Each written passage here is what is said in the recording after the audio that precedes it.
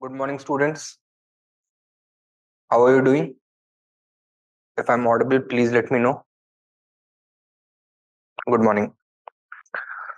So, in our previous lecture, we had covered the moderate phase of the national movement. Today, we'll be beginning with the extremist phase.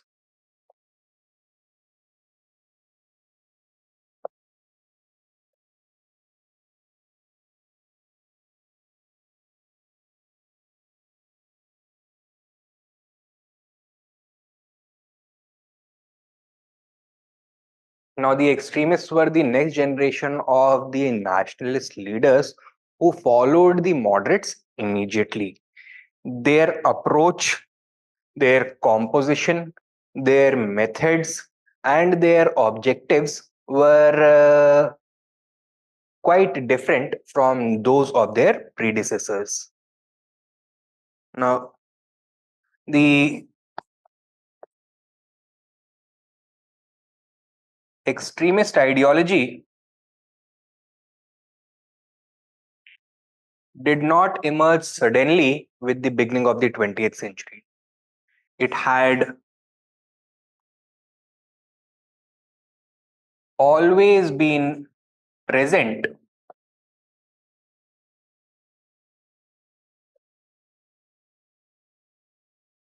within the national movement. However, from the beginning of the 20th century, it emerged as the dominant force within nationalism.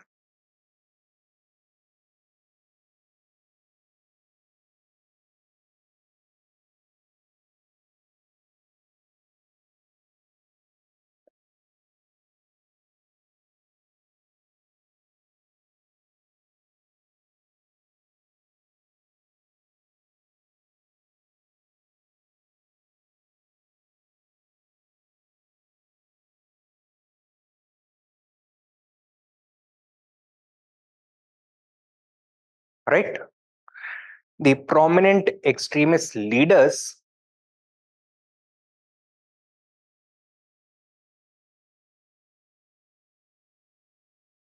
included personalities such as Bal Gangadhar Tilak,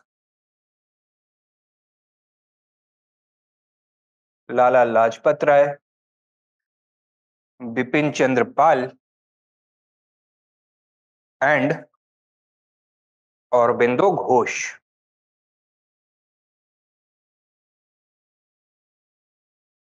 Right? Now, the extremist leadership also hailed from the middle class, but the leaders came from the lower middle class rather than the upper middle classes, as was the case with the moderate leadership. Further, unlike the moderates, the extremists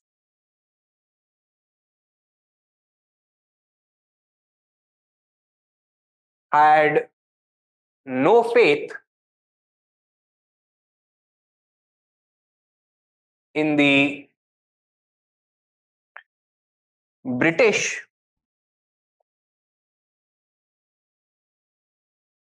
sense of fair play.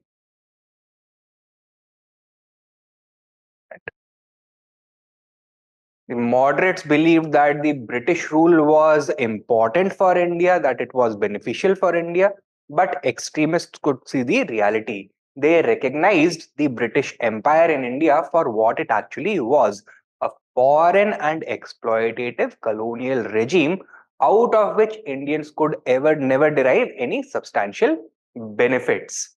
Okay? Further, they also understood the futility, the uselessness of the earlier methods of national politics, that is the 3P methods. They understood that the British are never going to voluntarily give Indians the reforms that they need. Rather, all the reforms, all progress would have to be fought for. Any little progress would have to be hard won, right? So thus they did not trust the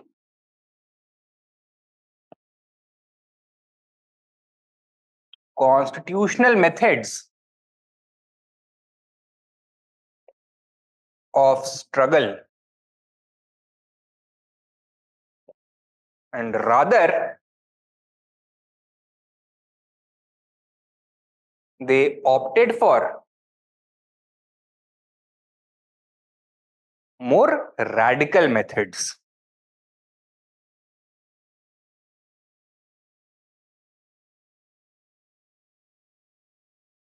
Okay?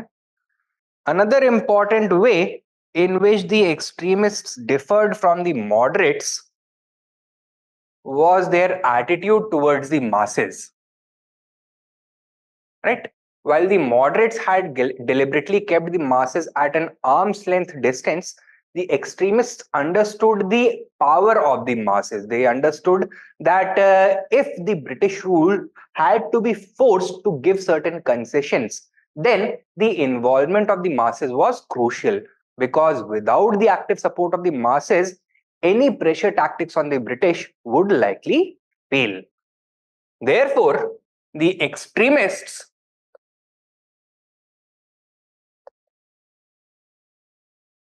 believed in the effectiveness of mass struggle.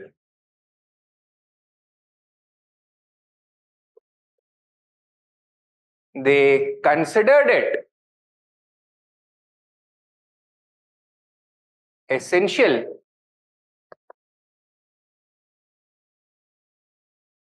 for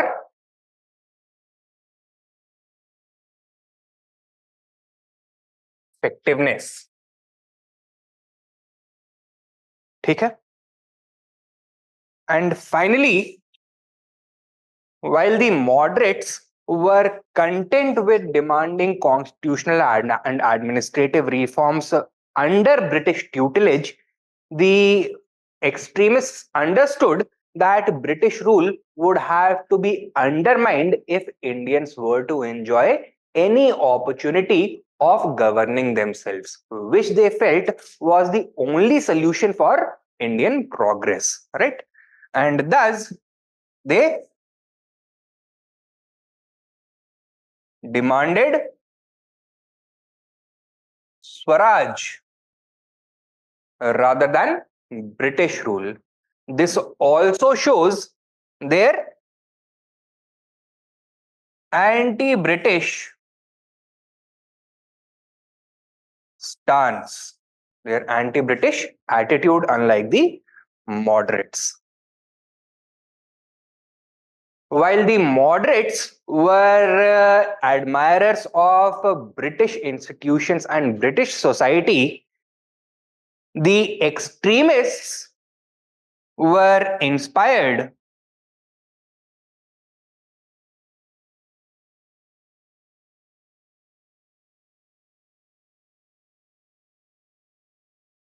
by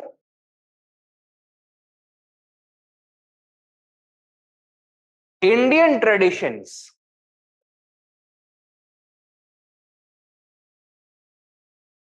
and history.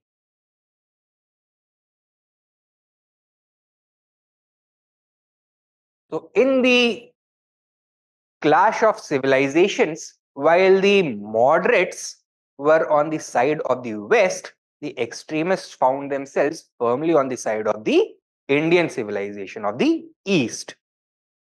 Okay? But at the same time, it was not the extremists' agenda to revive India's past, right? So they did not want to simply turn back the clock to the ancient past. Rather, they wanted to draw inspiration from India's glorious past and manfully build a future. wherein there would be a rational, you can say, merger between Western and Indian customs. But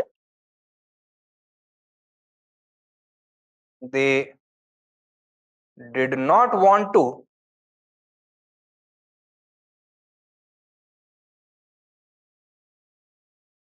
eternally dwell upon the past.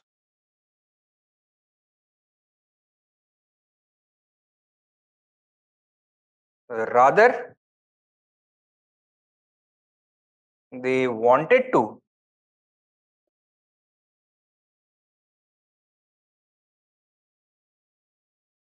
manfully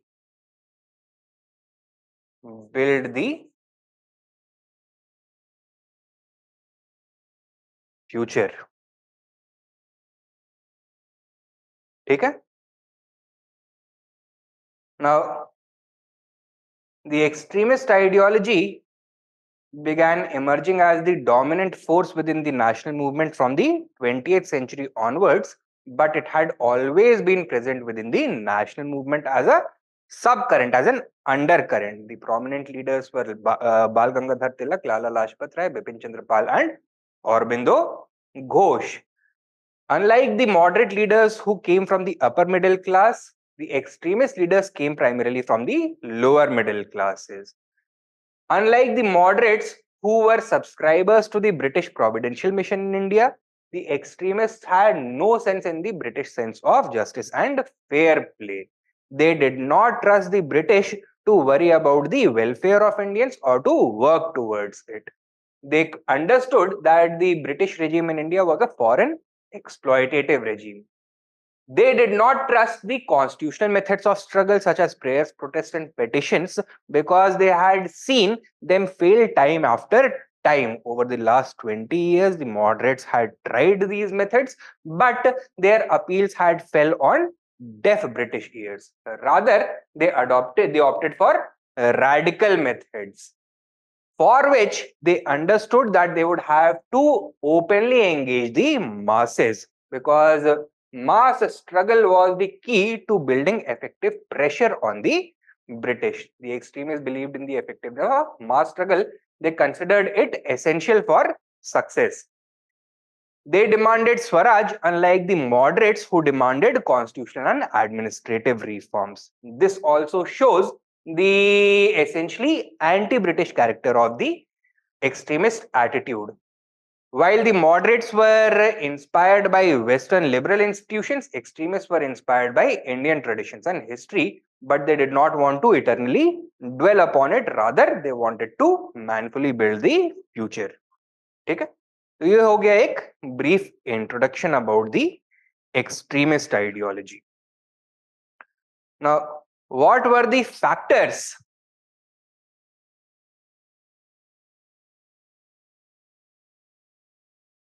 behind the growth of extremism?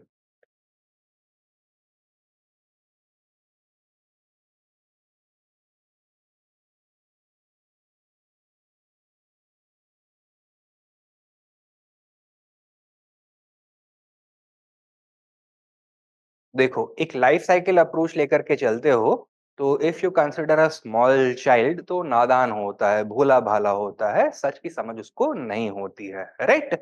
And the national movement at the time of the Inception of the Congress was at that stage, that adolescent stage. अब उसमें maturity आ रही थी, समझ आ रही थी. It could see कि जो सामने ओपोनेंट खड़ा है उसका ट्रू कैरेक्टर क्या था. And as the true character of British rule revealed itself, क्या समझ में आया इंडियन नेशनलिस्ट्स को? That Indians can never prosper under British rule. That they would have to fight British rule. That they would have to fight for their right and their interests, right? And this led to the growth of extremism. तो एक reason तो ये है. So write down. The gradual realization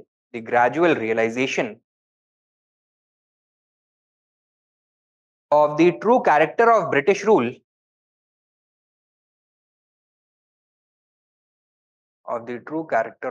rule,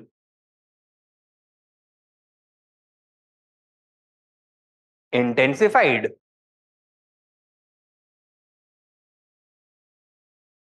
the anti-British sentiment among younger nationalists.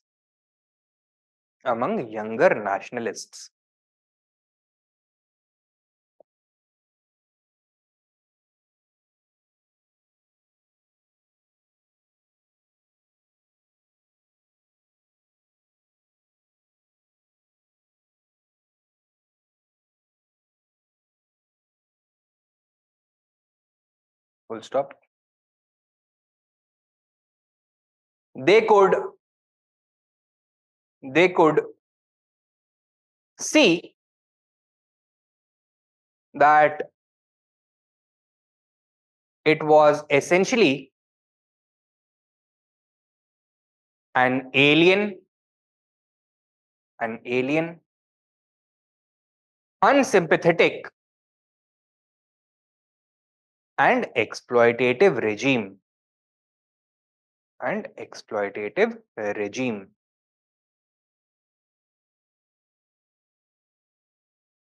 That was unconcerned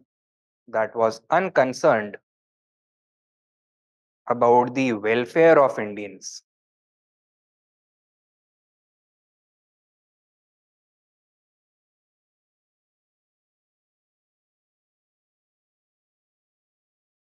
It was, full stop, it was only interested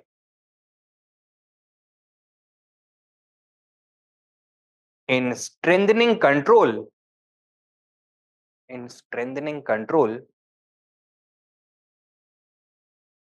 to exploit Indian resources.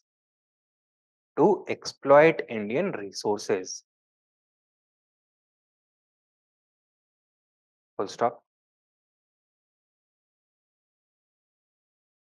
This was accompanied by the realization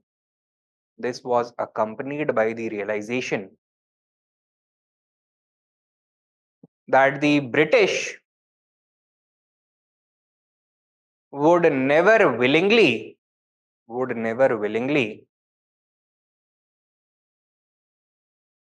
address Indian demands.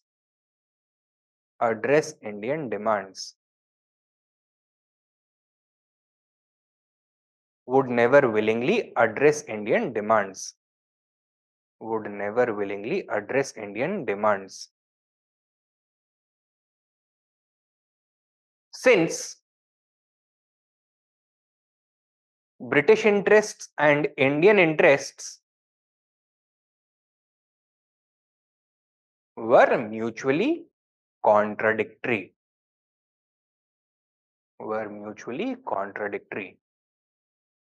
Since British interests and Indian interests were mutually contradictory. Full stop. Therefore, constitutional methods of struggle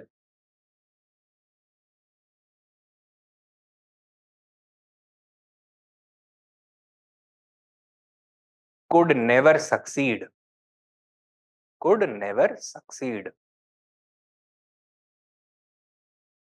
ठीक है? Sub point. This pushed the younger nationalists towards more radical methods involving open confrontation with the colonial regime.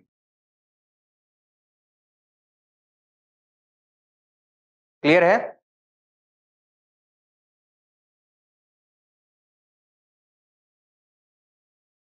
पहला factor क्या है? That as the Indians understood the true character of British rule, they realized that Indian interests और British interests mutually contradictory हैं, And therefore, constitutional methods will not succeed because they depend on the framework that the British are interested in Indian welfare. लेकिन reality कुछ और है. The British are interested only in fulfilling their interests, which are in conflict against Indian interests.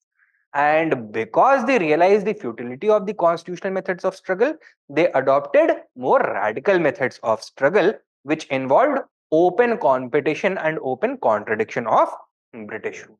तो एक तो reason ये हो गया. Second right, the failure of the moderates, the failure of the moderates caused frustration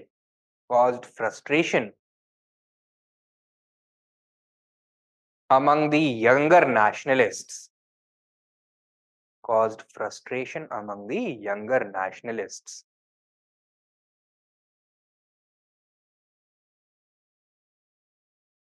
Full stop. Sub point. They began searching for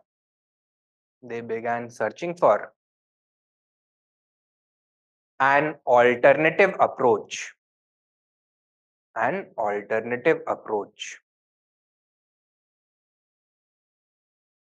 Which led them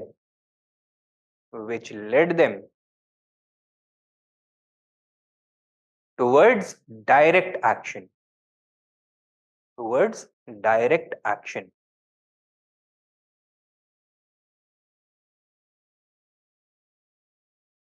ठीक है.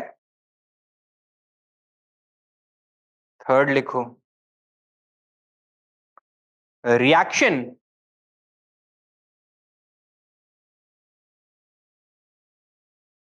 against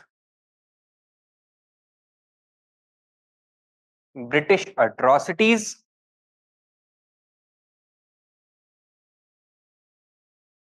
misrule,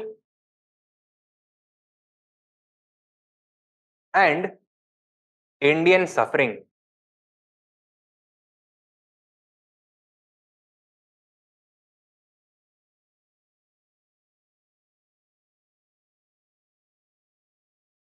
Write down. During the late 18th century, during the late 19th century,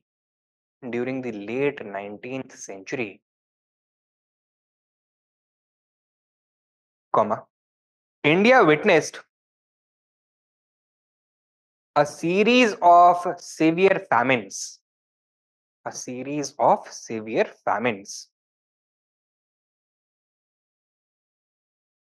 Which exposed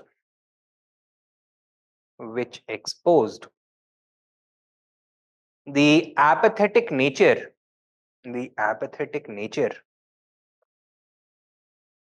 of colonial administration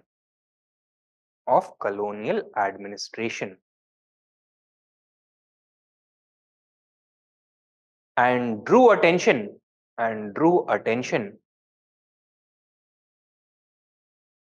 towards the general state of British misrule.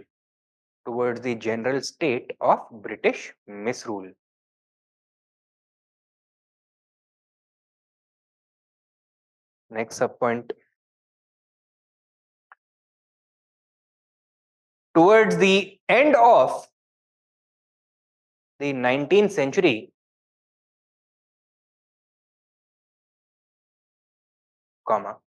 with the growth of education,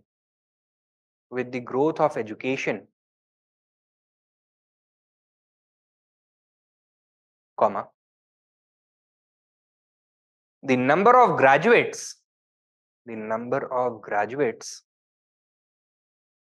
had increased sharply.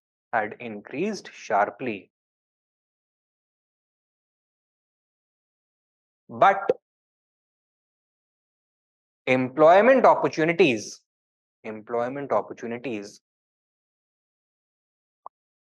had not increased accordingly.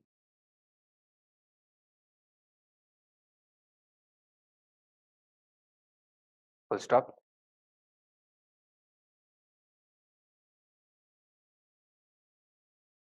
This resulted in a sharp increase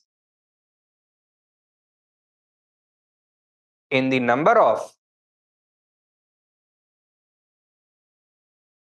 highly educated, politically aware, unemployed youth. Highly educated, politically aware, unemployed youth. Right? And ये लोग खुश होंगे या नाराज होंगे?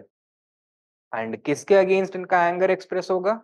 Against the British. They are going to blame the British for their predicament. Full stop. Naturally, comma, resentment against the British regime increased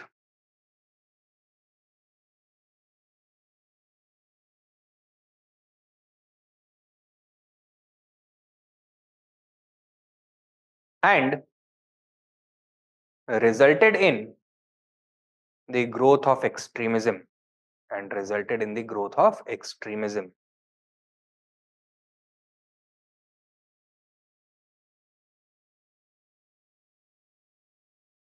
Next sub point. Further, in the recent years,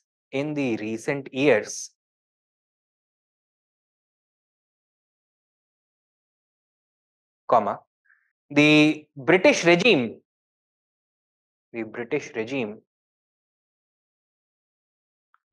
had adopted a series of draconian measures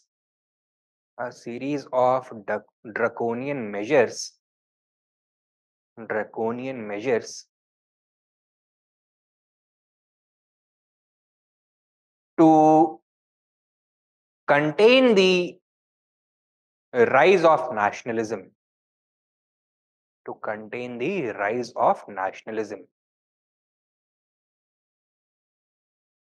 Full stop. These included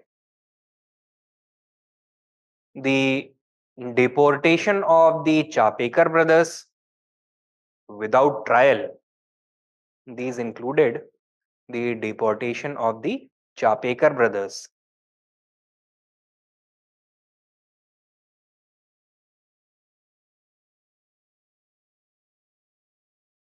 brothers, also known as the Natu brothers, without trial, and the imprisonment of Bal Gangadhar Tilak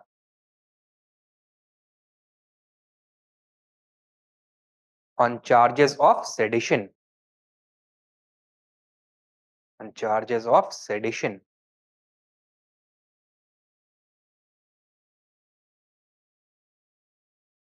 For defending them.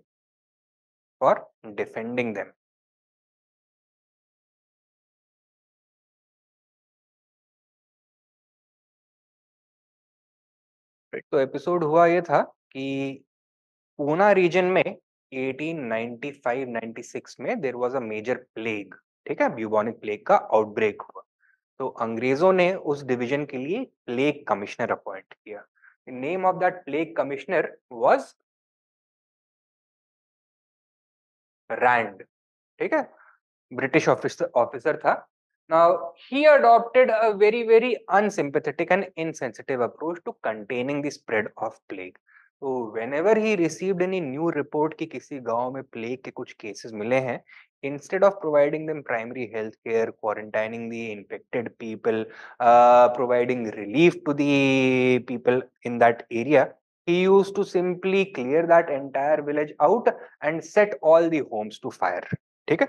Now, this was causing more problems than the plague itself. So, Chapekar brothers, that is Damodar Chapekar and Balakrishna Chapekar, considered him to be a villain, unpopular official था he. And by this point of time, revolutionary tendencies had also started growing. So they assassinated him. इसको खत्म कर दिया.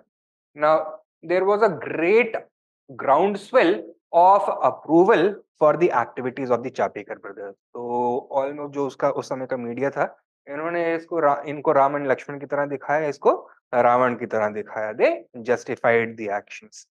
Now, in order to punish the perpetrators and also to remove any, you can say, possibility of a major revolt against the British, इनको नजरबंद करने की जरूरत है. तो विदाउट एनी ट्रायल, सुनवाई के बिना इनको डिपोर्ट करवा दिया गया and they were sent to the cellular jail Andaman में.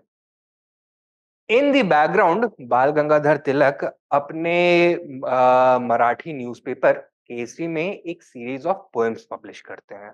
One of those poems is title Afzal Khan वध. तो जैसे शिवाजी महाराज ने he had killed Afzal Khan, the representative of the Bijapur सल्तनत.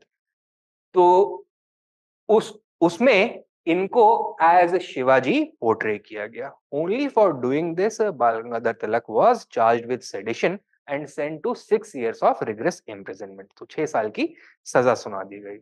Now, British till now had been claiming that their rule is important for India because they are interested in civilizing India.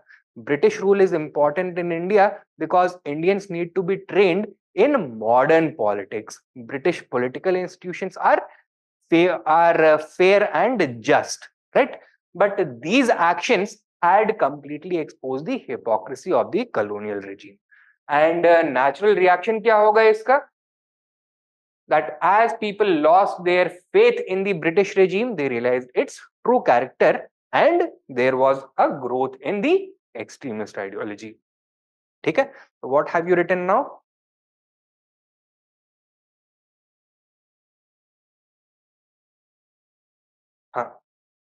A series of draconian measures. Full stop. These, इसी point में, these further eroded the trust of Indians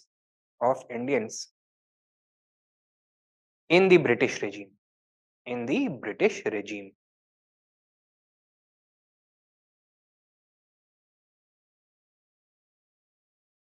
ठीक है?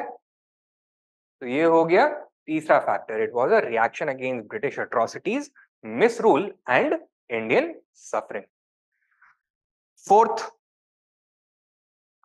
now to a certain extent, it was also a reaction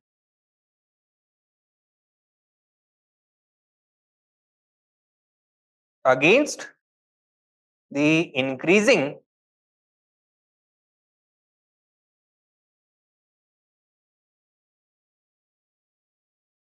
westernization of India.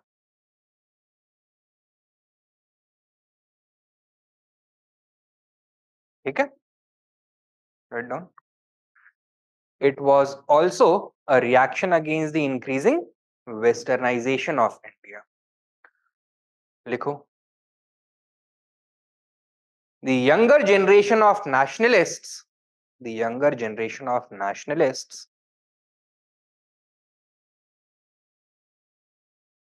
viewed the British attempts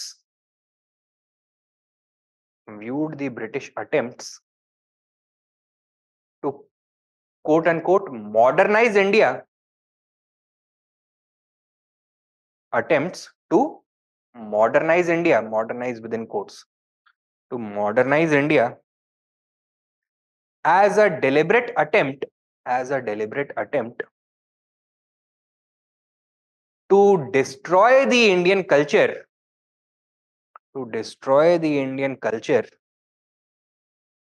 and way of life.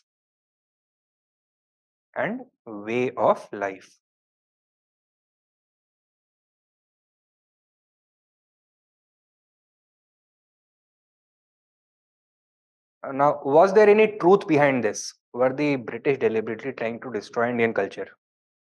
Yes. So this had been a pattern of British rule ever since the beginning of the 19th century. Now, they had stopped doing this or slowed down these activities following the revolt of 1857, लेकिन वो tendency कभी गई नहीं थी to replace Indian culture with British culture. Why? Because they knew that in order to truly colonize Indians, they would first have to destroy their own independent identity. And Indians drew their identity from their own past, their cultures, their religion, and tradition. तो उन सारी identities को dilute करना था and they wanted it to be replaced by a holy western identity. So colonization for the British would have been incomplete if they were unable to colonize the Indian mind. And to colonize the Indian mind, it was important to destroy the indigenous way of life. ठीक है? Indians had to be trained and ideologically convinced that not only are they faring better under British rule, but they should forever remain loyal and subservient to their colonial masters. ठीक है? So write down. Next sub point लिखो. Since the beginning of the 19th century,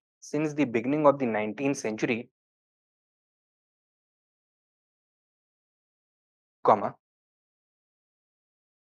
the British had been conducting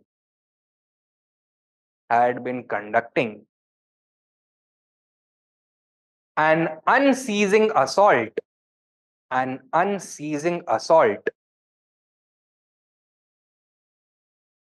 on the indigenous way of life,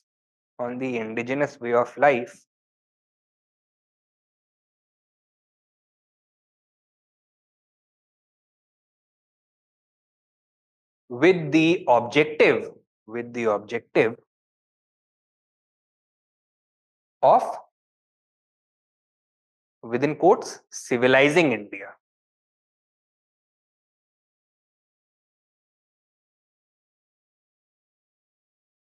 Full stop. But their real intention had always been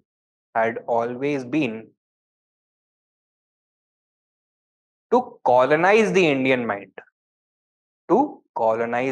Indian mind.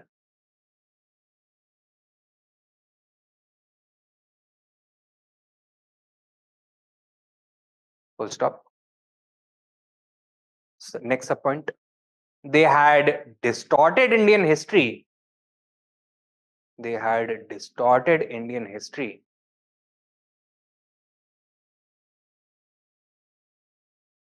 And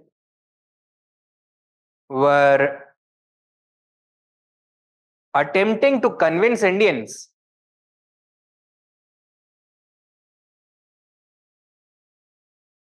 that British rule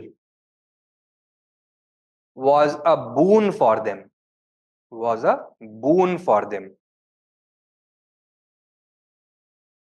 stop. Next sub point. The younger nationalists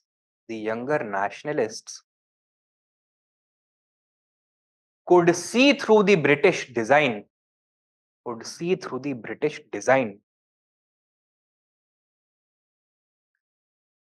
and objected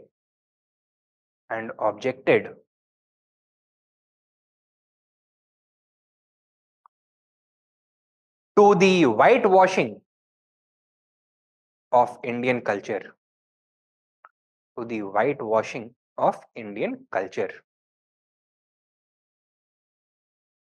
Full stop. Their defense of the Indian way of life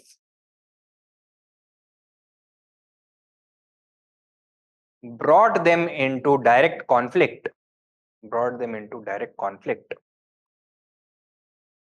with the British regime.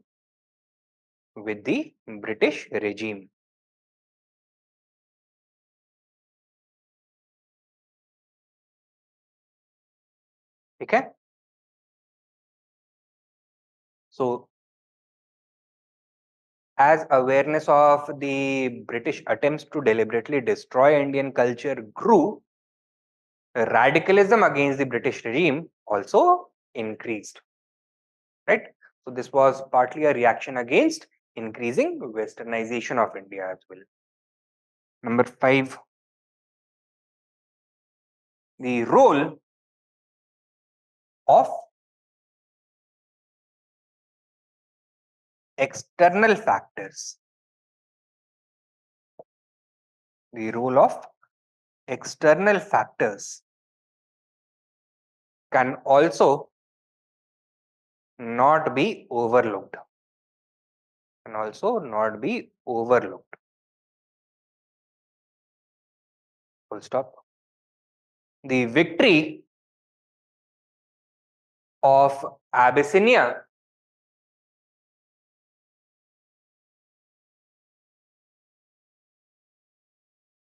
over Italy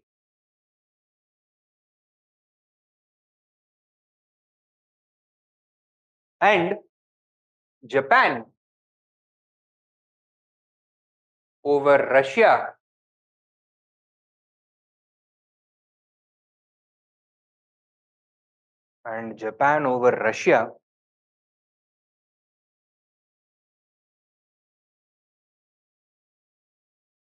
shattered the myth of European invincibility.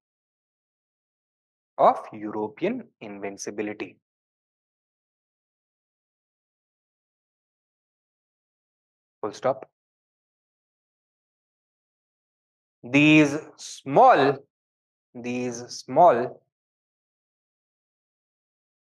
Asian and African nations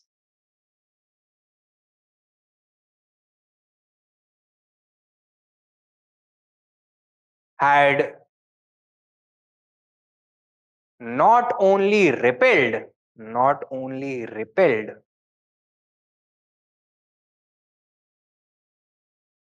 European aggression,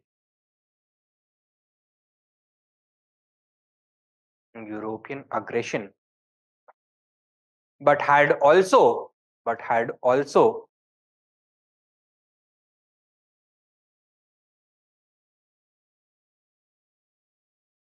given a crushing blow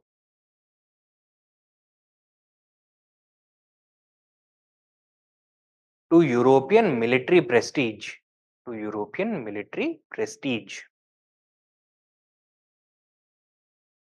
Full stop.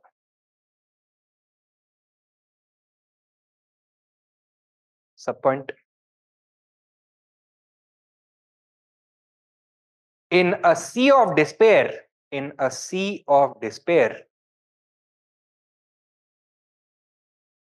they emerged as beacons of hope.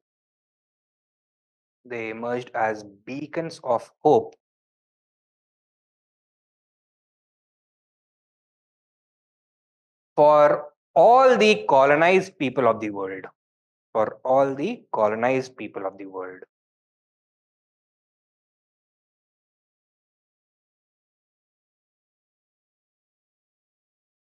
Next subpoint. Younger Indian nationalists were also inspired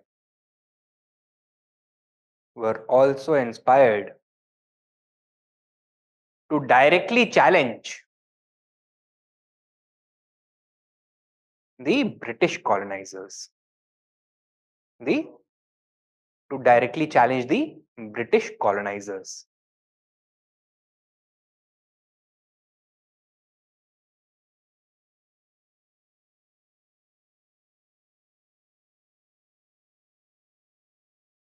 ठीक है?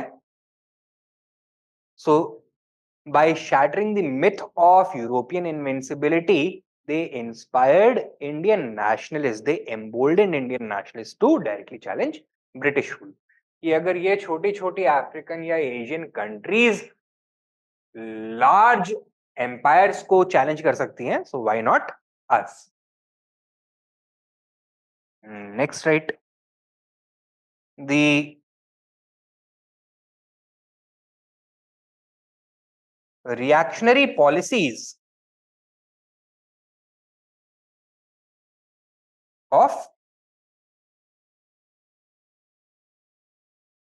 Curzon. Reactionary policies of Curzon. Curzon was Governor General of India from 1899 to 1905. ठीक है? Now he is remembered as one of the staunchest imperialists in the entire list of British Governor Generals. And he had a very hostile attitude not only towards nationalists but also nationalism. One of his famous remarks regarding the Congress was that the Congress is tottering to its fall, and one of my aspirations while in India is to see it to its peaceful demise. यानी कि Congress already fail हो रहा है, मैं चाहता हूं मेरे रहते रहते हिंदुस्तान में it can meet a peaceful end, तो बिना कोई दिक्कत के ये खत्म हो जाए, right? Now this shows the attitude of this governor general towards nationalism as a whole, and this translated into certain reactionary policies and acts such as the Calcutta Corporation Act of 1899, the Indian Universities Act of 1904, the Official Secrets Act of 1904, and the Partition of Bengal in 1905.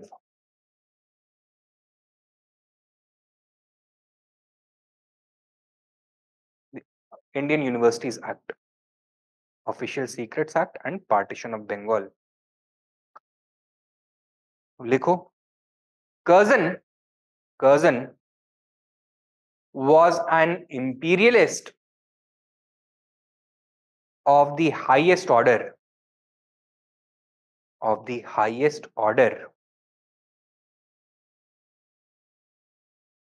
and displayed immense hostility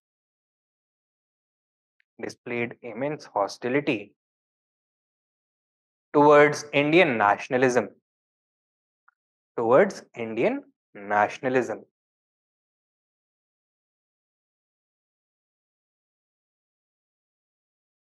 He took some reactionary measures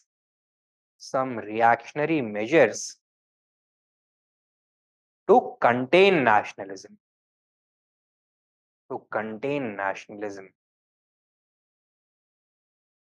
including A, B, C, D. A, the Calcutta Corporation Act 1899,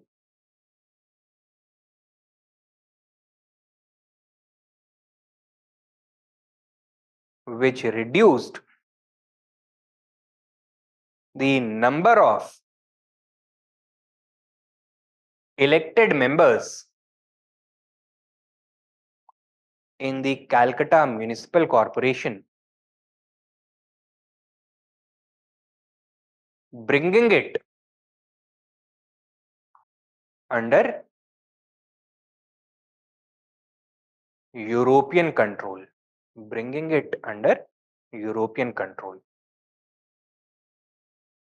Now 1882 में governor general Ripon के tenure में एक local self government act आया था, which had provided for the establishment of local self-governing bodies such as municipal corporations, councils, district boards, district councils, university boards, etc. ठीक है, तो Panchayati Raj institutions का colonial version था एक तरह से.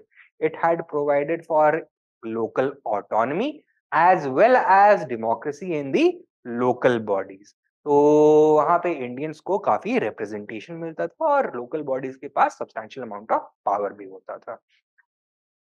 Curzon felt that this act had given too much autonomy to the Indians, too much power to the Indians. And जो popular leaders है among Indians who are populating these councils, they are highly nationalist and have an anti-colonial attitude. So in the larger scheme of things, he felt that if these institutions are allowed to continue, it may result in the emergence of a larger national coalition among these local bodies जहां पे nationalist leaders का बोलबाला है. This would result in the permanent division of the government of India at the upper level and the lower level, and colonial exploitation administration को जो effectiveness है वो harm होगा, right? And as the colonial machinery breaks down, the British imperial interests are going to be harmed. Therefore, he felt that it was important to nip this problem in the bud. तो जो progressive features थे local self government act के which applied to the Calcutta corporation, they were modified by this Calcutta corporation act. Number of nominated members was increased as compare to the number of elected members, and जो nominated members होंगे they would be nominated by the provincial government, the government of Bengal. तो यहाँ पे सारे के सारे British appointees होंगे. European control was introduced on the Calcutta corporation. ठीक है, समझ में आया है? B. Indian Universities Act 1904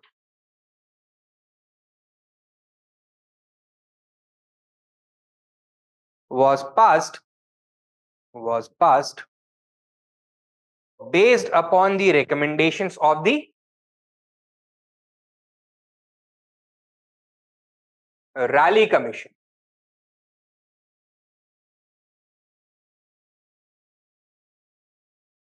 Based upon the recommendations of the Raleigh Commission.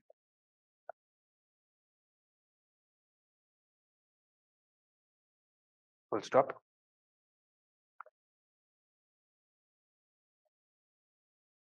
In the name of improving the standards of university education, in the name of improving the standards of university education, comma, this act brought the administration of the universities under strict government control.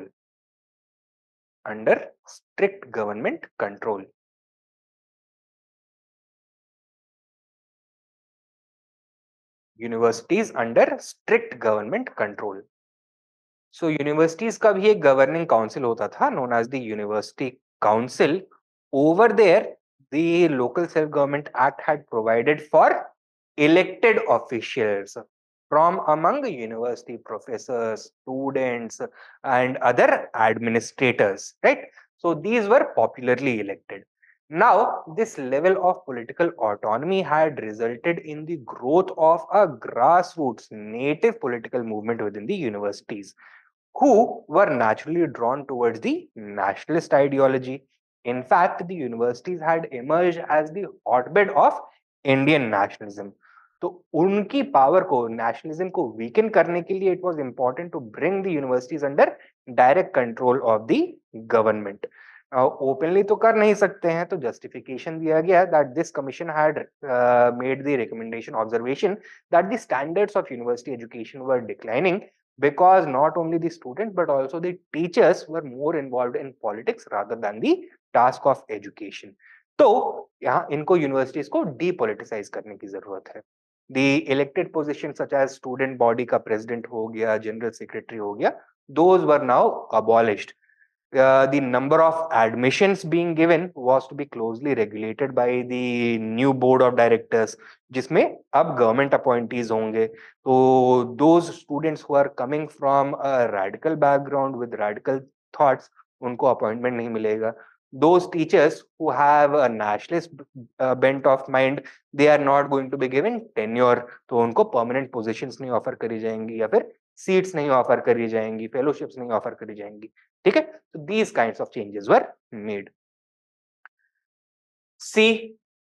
Official Secrets Act 1904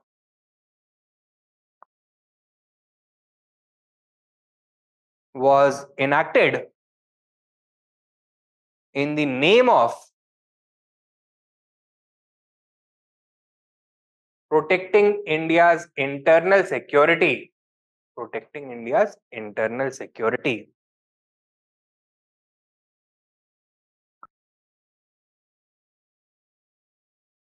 Full stop. But in reality, it was meant to gag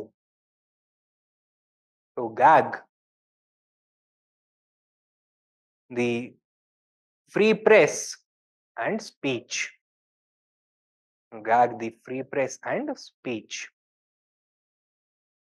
Right? So during the late 19th, early 20th centuries, there had been a major increase in the number of newspapers in circulation.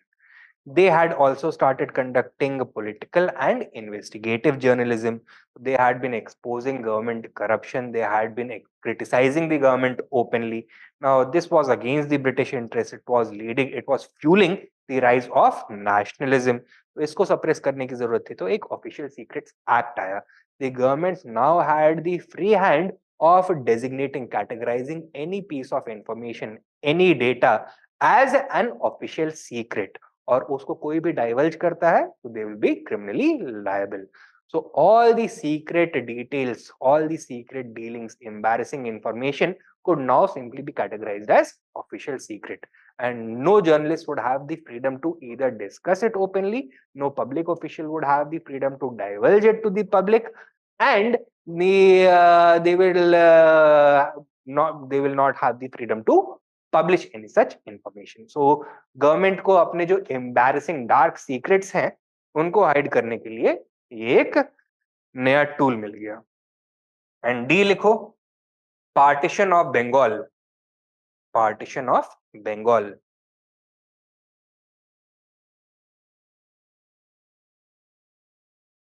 1905 was carried out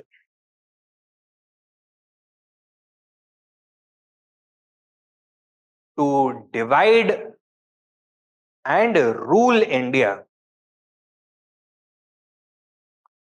To divide and rule India. ठीक है. Now, obviously, all of these were highly unpopular actions taken by Curzon. His objective had been to weaken Indian nationalism, लेकिन हर action का एक counter reaction होता है. And what was the counter reaction? Instead of weakening the resolve of the nationalists, Curzon inadvertently steeled their resolve. ठीक है. So they turned more towards nationalism and their nationalism became more aggressive. That is extremism. So next point लिखो. ABCD हो गया, तो सब point लिखो next. Instead of weakening Indian nationalism,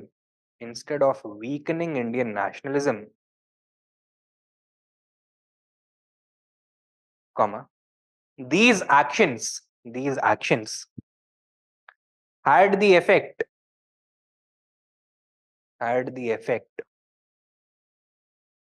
of strengthening the nationalist resolve.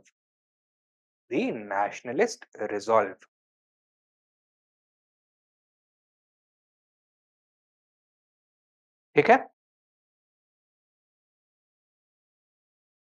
So these were the factors behind the rise of extremism. Now next, the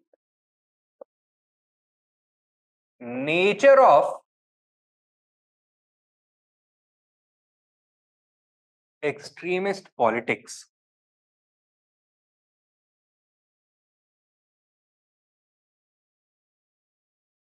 Nature of extremist politics.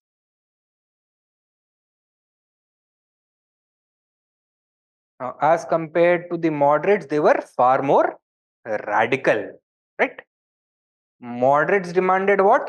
Constitutional reforms. Extremists were not satisfied with these demands. They demanded Swaraj. Write down. Extremists, extremists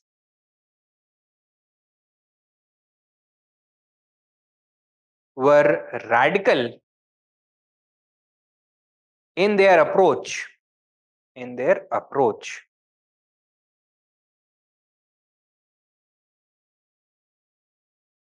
Full stop. Subpoint. Since they rejected the notion of British providentialism,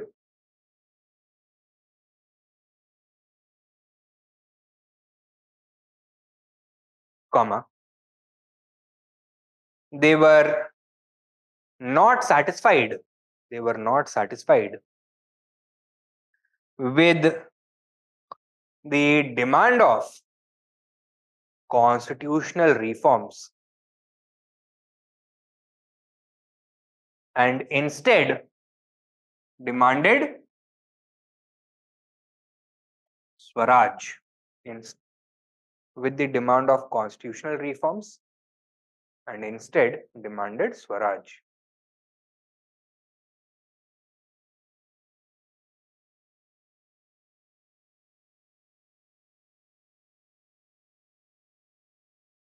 Next point.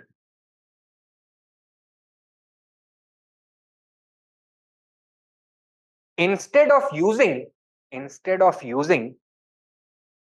constitutional methods,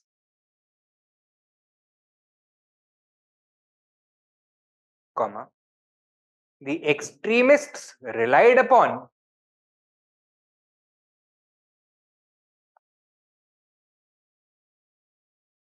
aggressive methods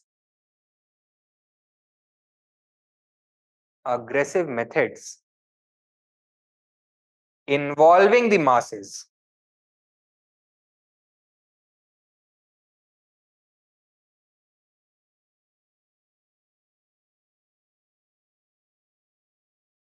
Including किस तरह के methods? Passive resistance,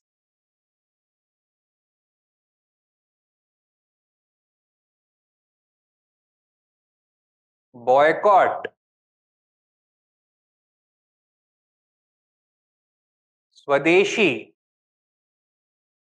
and non-cooperation.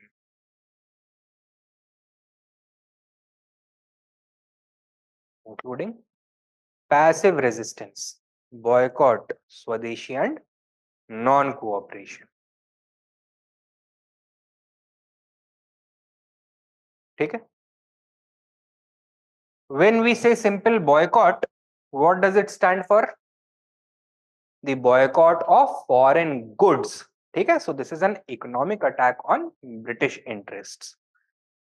Swadeshi उसका corollary है, right? That means the promotion of Swadeshi industries, the indigenous handicrafts, right? Non-cooperation means the boycott of British institutions such as the legislative councils or municipal boards or even government service, British schools, courts, British law courts etcetera. ठीक है, तो उनका boycott अगर कर दिया, institutions का boycott कर दिया, तो that is non cooperation. And passive resistance is an umbrella term which encompasses all these things but with the added element of civil disobedience.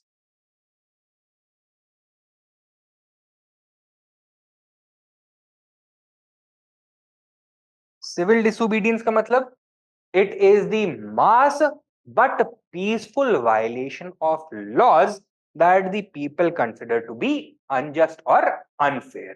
ठीक है, तो willful law breaking को बोलते हैं civil disobedience.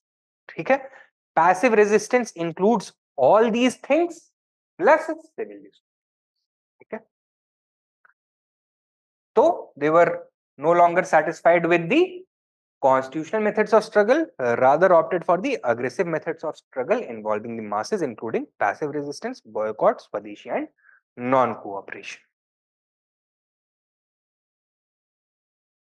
Third, the extremist movement remained largely an urban phenomenon.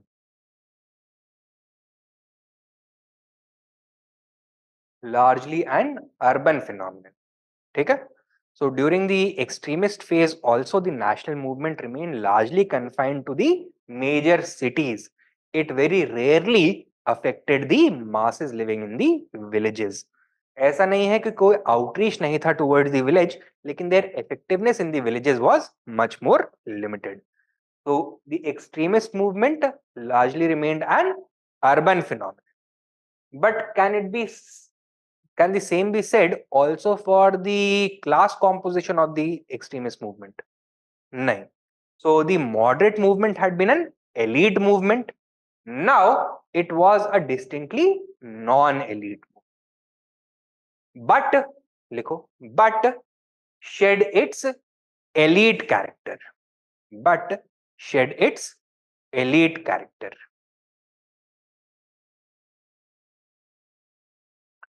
So it was an urban but non-elite movement. Sub point लिखो. Not only was the leadership, not only was the leadership, not only was the leadership from the lower middle class background, from the lower middle class background, but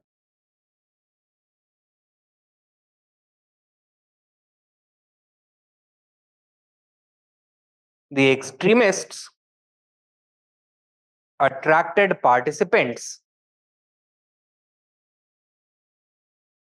from virtually attracted participants from virtually all urban classes, including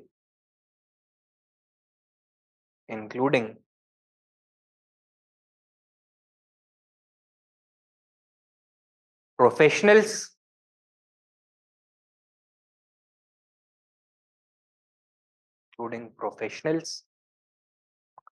comma, merchants, comma, ordinary service providers, comma, workers, comma, students, and even women. ठीक है? So as compared to the moderates, the social base of the extremist movement was far wider. Next लिखो, number 4.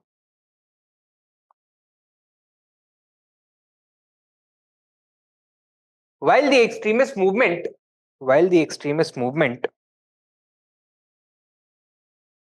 remained secular,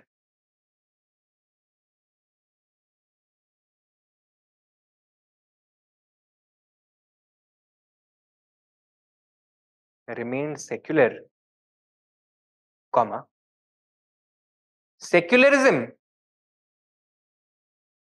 was diluted as compared to the moderate phase.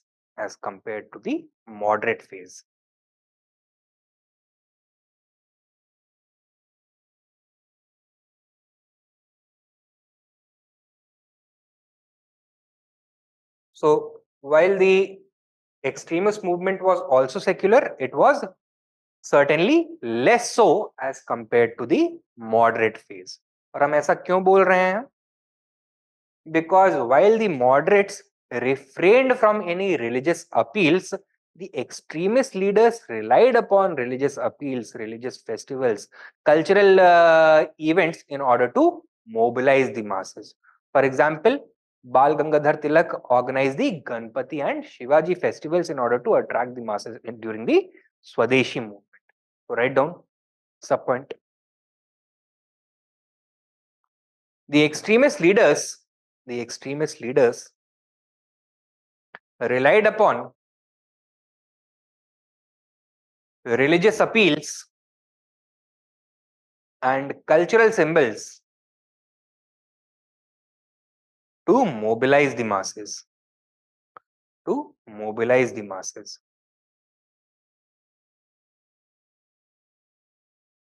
Religious appeals and cultural symbols to mobilize the masses.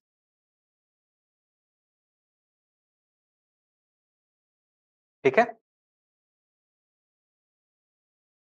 And finally,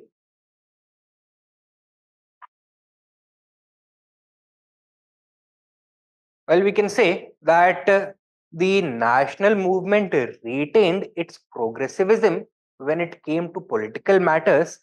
It shed some of its progressivism and moved towards conservatism when it came to social matters. So the movement remained politically progressive but diverged towards social conservatism. और हम ये क्यों बोल रहे हैं? Because while the moderates were interested in westernizing India, both politically as well as socially, the extremists wanted to modernize India only politically.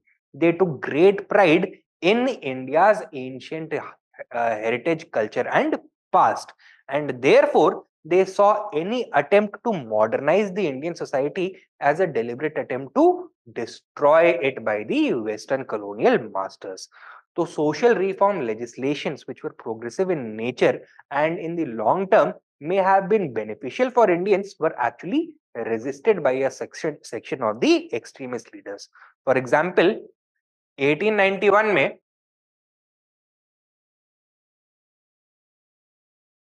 एक bill discuss किया जा रहा था इंपीरियल लेजिस्लेटिव काउंसिल में. This was known as the age of consent bill. It proposed to raise the minimum marriageable age for girls from 10 to 12 years. ठीक है? So even in its design, it was not ultra progressive. However, extremist leaders such as Bal Gangadhar Tilak, they opposed this bill. क्यों?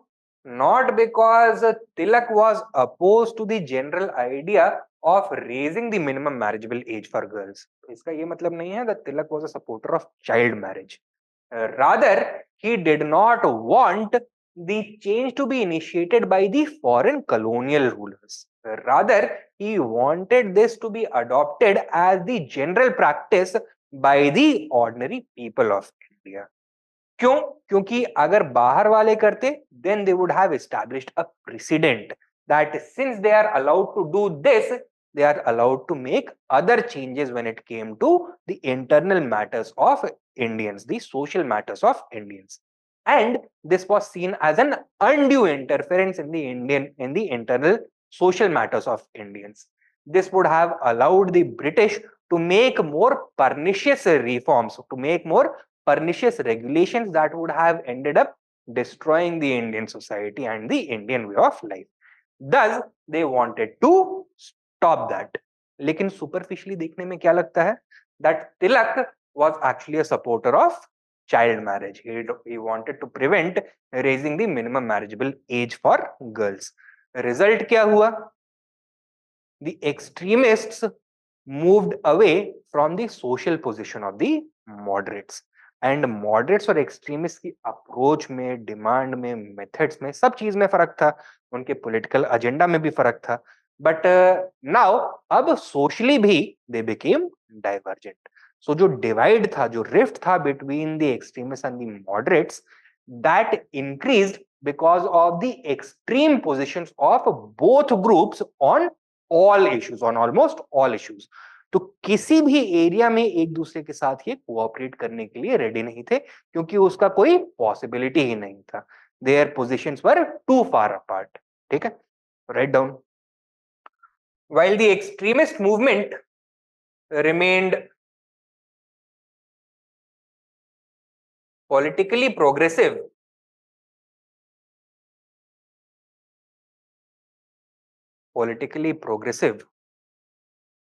comma, they displayed social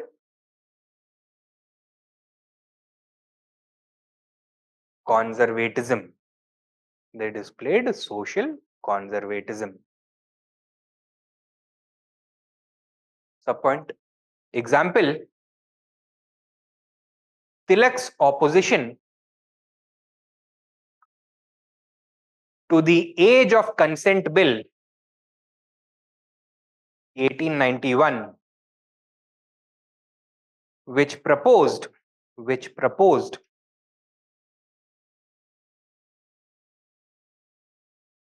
to raise the minimum marriage age for girls from 10 to 12 years. From 10 to 12 years.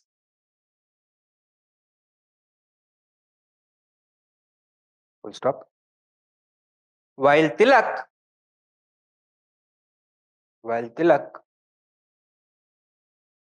opposed child marriage,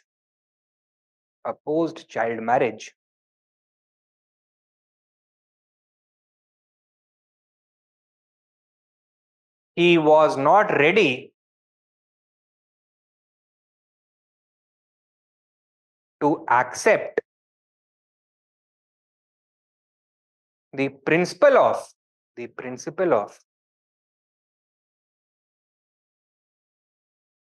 British interference in Indian social issues.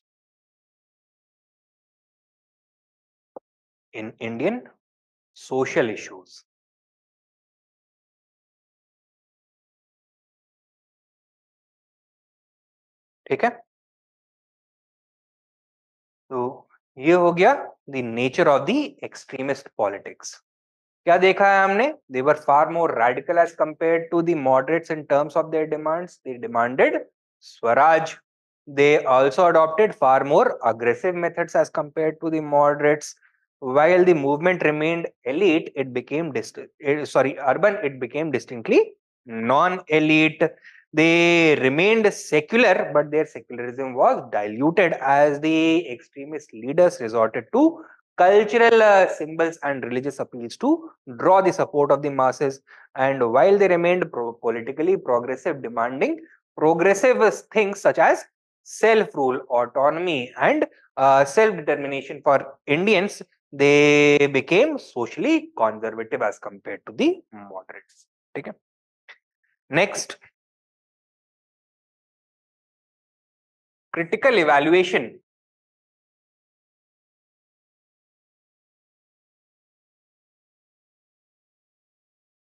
of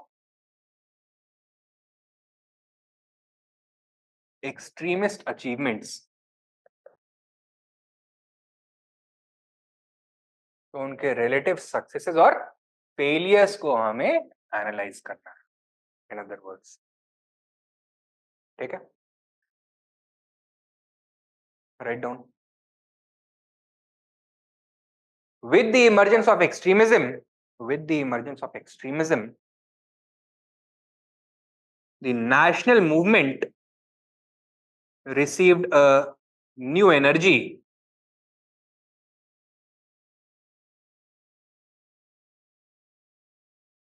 new methods,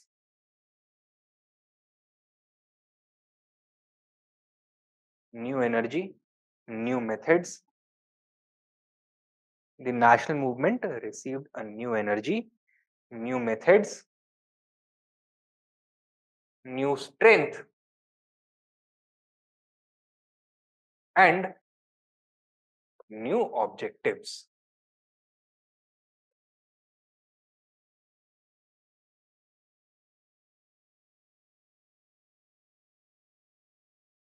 ठीक है?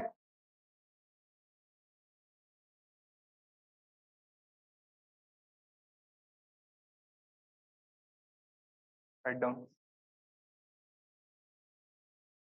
Sub point. It became distinctly anti-colonial,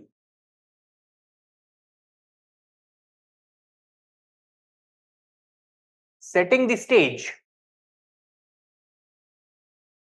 for direct confrontation with British rule.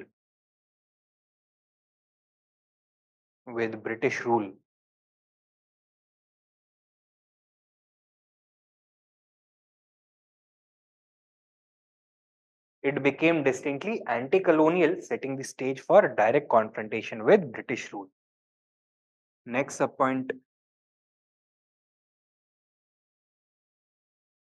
Constitutional methods were discarded in favor of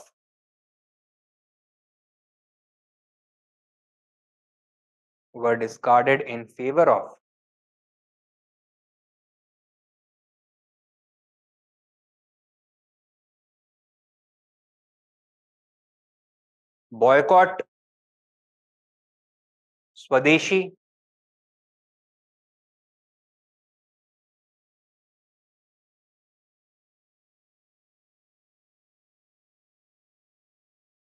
and passive resistance.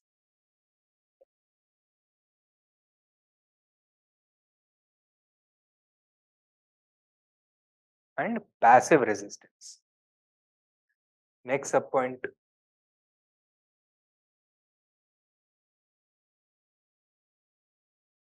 The social base of the movement multiplied exponentially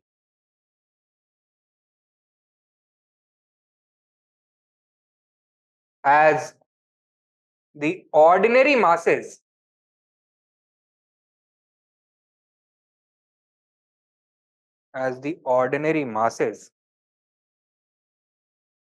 entered it for the first time.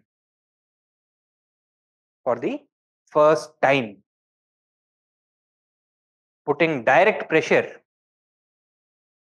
on the British rule.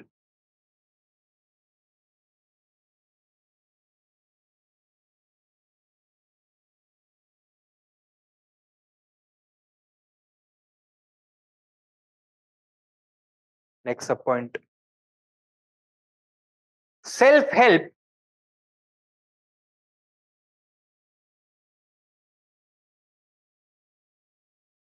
at all costs became the motto of the movement.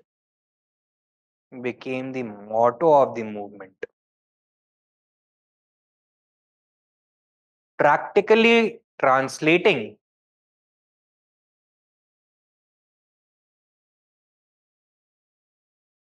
in the demand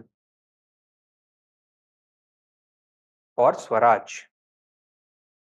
Practically translating in the demand of Swaraj. ठीक है? New energy, new methods, new strength and new objectives. Second लिखो. The extremists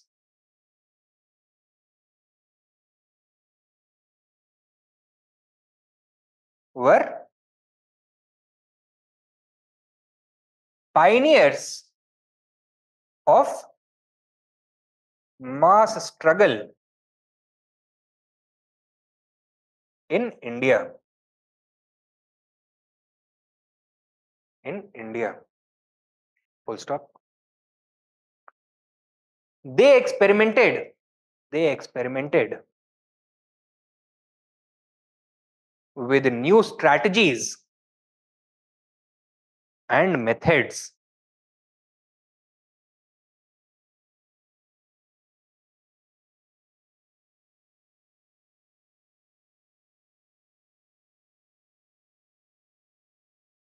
such as such as Swaraj, Swadeshi, and boycott. And boycott. Full stop. Next subpoint. These these were used with far greater effect. These were used by far greater effect by later leaders. By later leaders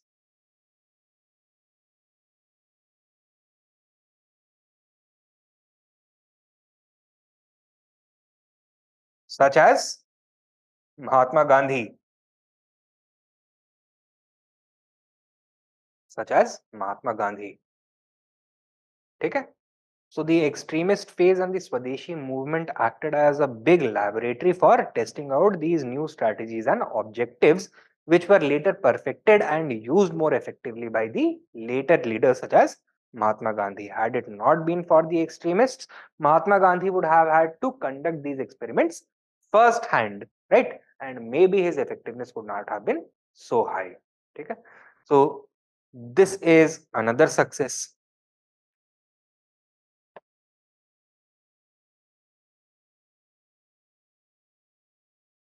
Third, the extremist movement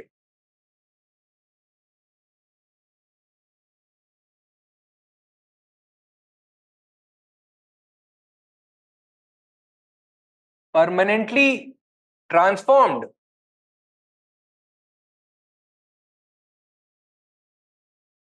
national attitudes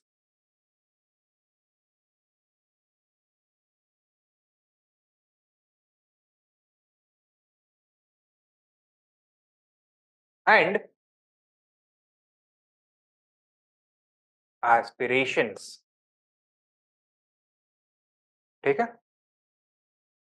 So, with the extremist phase, India as a nation had crossed a threshold from where it would never return.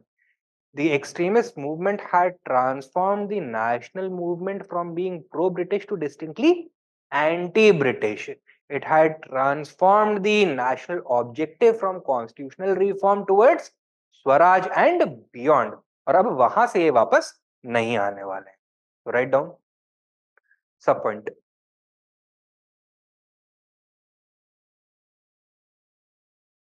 They permanently altered. They permanently altered the national mood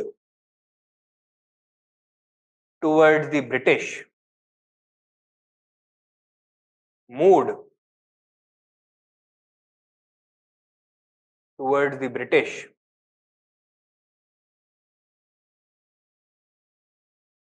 Following the full stop. Following this, the national movement remained anti-colonial till the very end. Till the very end. Next up point.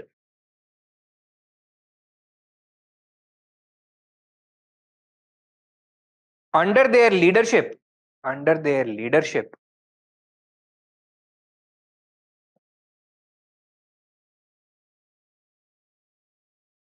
The national movement graduated from the demand of incremental reforms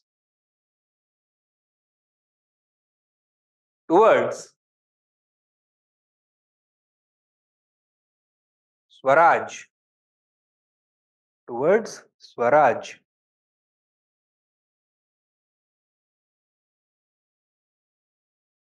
Full stop. With time, with time, the definition of Swaraj, the definition of Swaraj itself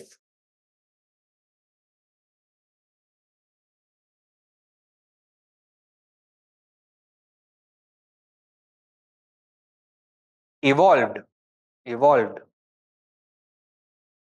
to become increasingly, increasingly holistic, to become increasingly holistic and complete, and complete. So when the extremists had demanded Swaraj for the first time in 1906, इसको clearly define नहीं किया गया था. Its definition was vague. That means Swaraj could mean different things for different people. But within the framework of the Swadeshi movement, it stood for political autonomy or self-rule.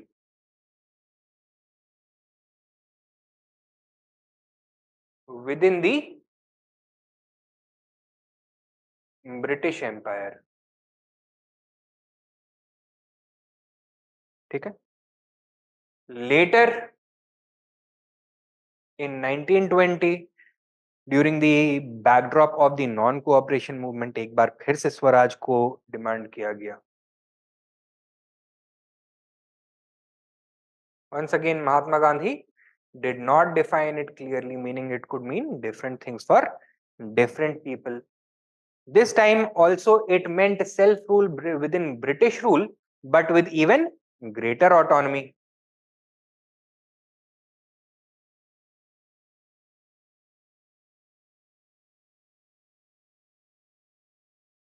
And it would not simply mean political autonomy, but it would also mean economic,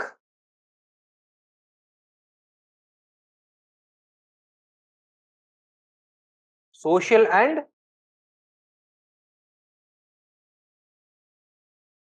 cultural autonomy.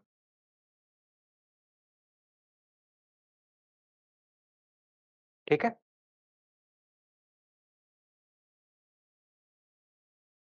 In 1929, Swaraj was redefined as Purna Swaraj.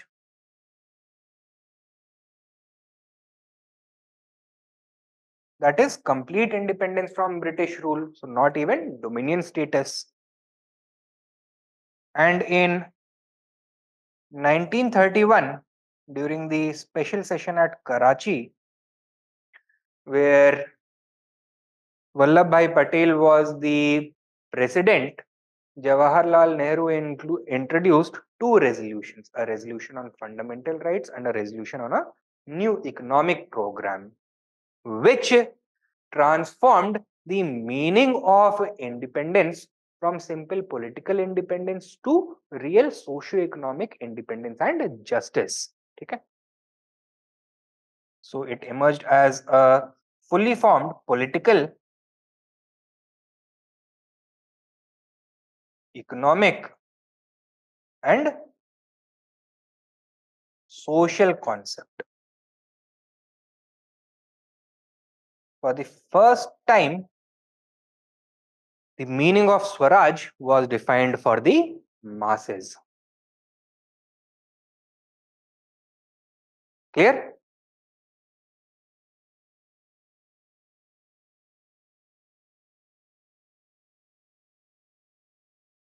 So an entirely new direction was given to the national movement by this extremist phase. Okay, next लिखो. Number 4. The extremists were also far more effective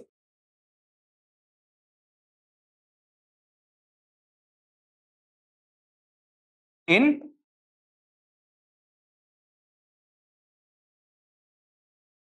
pressurizing the British. In pressurizing the British. Right? Now, during the Swadeshi movement, the British came under intense pressure. Now, although the Swadeshi movement petered out, it fumbled and failed, but the British had to respond to the great amount of anger that the repression of the Swadeshi movement had caused among the common people. The Swadeshi movement had been able to mobilize the common masses of urban India towards the nationalist cause, and this was a great cause of concern for the British. The British needed to respond in a positive manner. कैसे किया इन्होंने?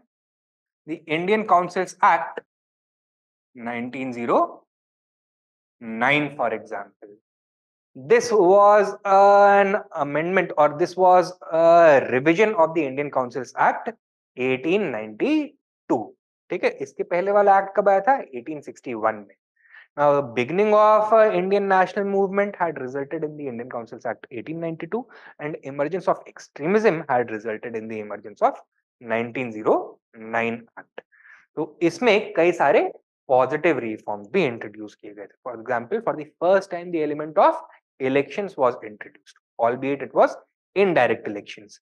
Some Indians were to be given representation in both the Governor General's Executive Council as well as the Secretary of State for India's India Council, India House. ठीक है, India office, तो वहां पे भी representation मिलेगा.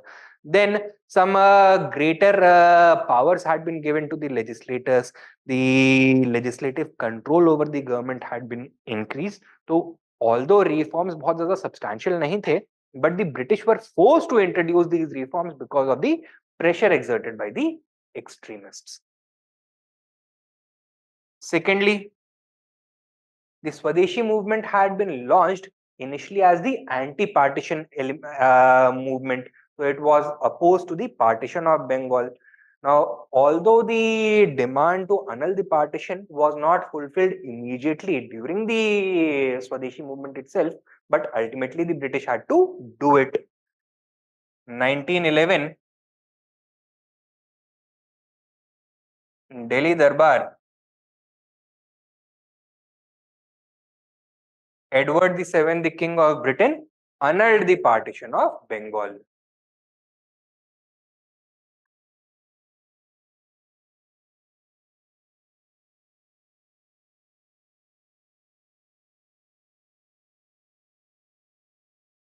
ठीक है,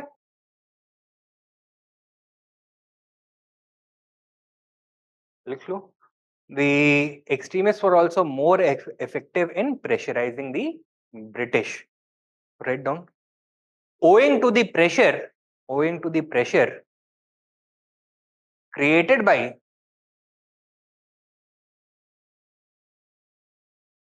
the Swadeshi movement, the British were forced to respond with A and B. A, the Indian Councils Act 1909,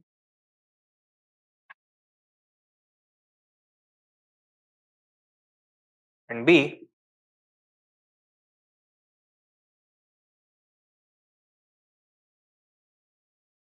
the annulment of partition of Bengal 1911.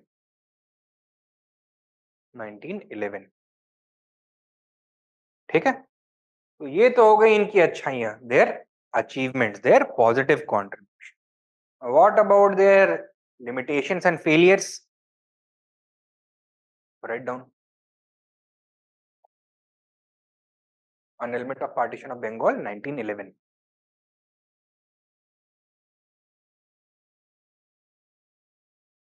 उनकी एक मेजर खामी थी their inability to work with the moderates, and this ultimately led to the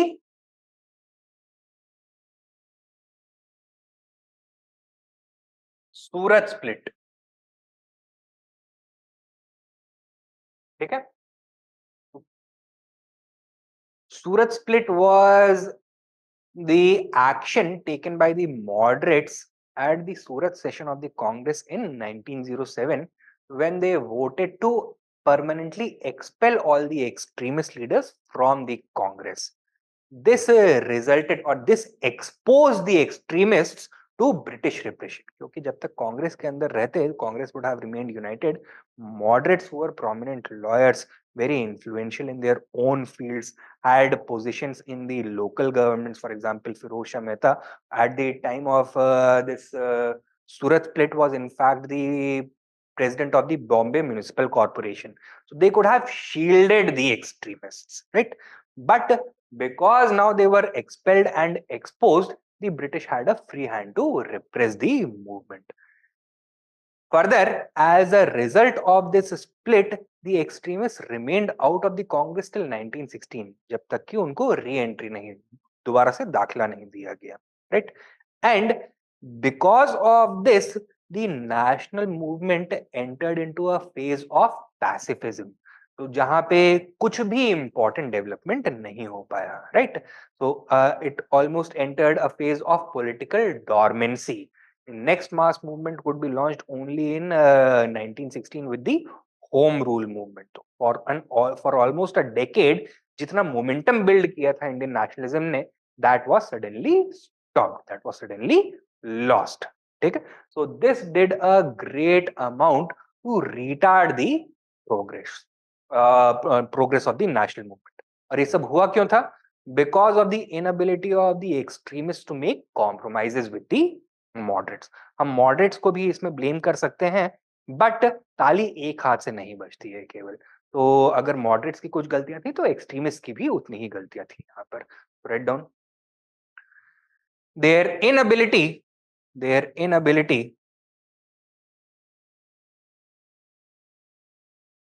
to compromise and cooperate with the moderates,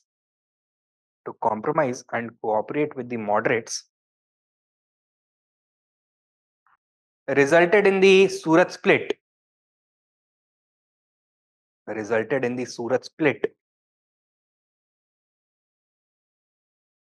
which slowed down the national movement as a whole.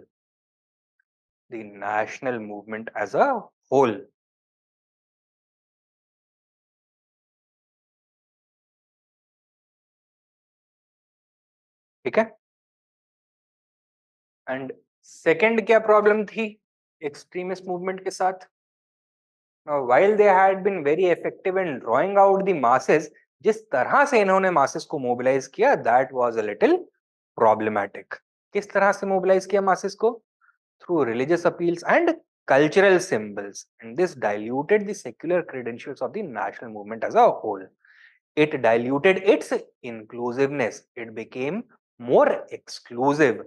While the appeal to Hindu religious symbols attracted Hindu masses in large numbers, it alienated the Muslim masses.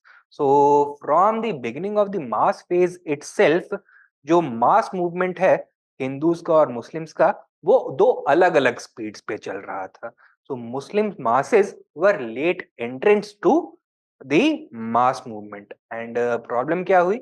Since the extremists had used religious symbols to attract the masses, later leaders को लगा कि मुस्लिम masses को attract करना है अगर towards the national movement, so again they would have to rely upon religious symbols only. Gandhi ji used khilafat issue, right? So both the Hindu community as well as Muslim community were involved into the political struggle against the British in the name of religion. Now, while they were united for the time being during the later phases against the British, gradually जो उनके खुद के अपने internal divisions and contradictions थे, they were also coming to the fore, and this resulted in the partition of India down the line. It resulted in the emergence of the two nation theory. ठीक है, तो शुरुआत वो यहाँ से होती है. Write down. The extremists also diluted the secular credentials of the national movement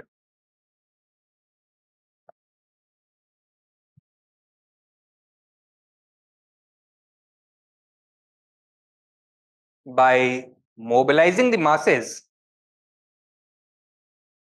in the name of religion.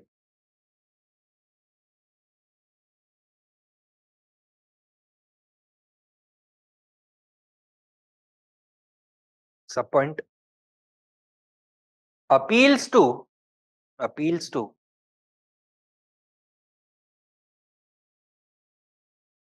the Hindu identity and Hindu symbols and use of Hindu symbols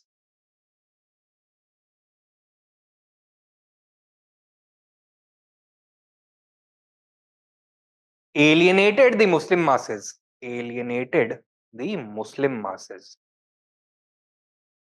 Alienated the Muslim masses.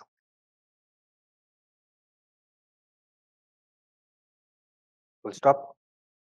Next subpoint. The inclusiveness of the mass movement suffered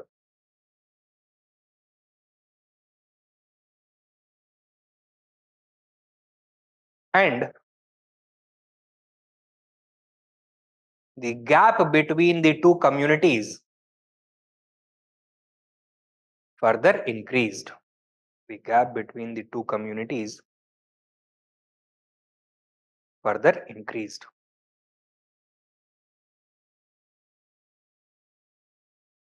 ठीक है?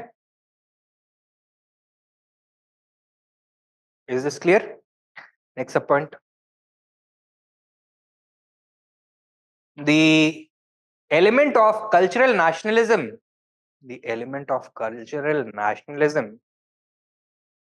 became permanently associated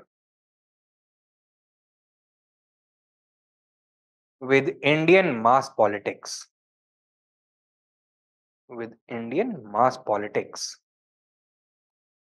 Became permanently associated with Indian mass politics and proved disastrous in the long run.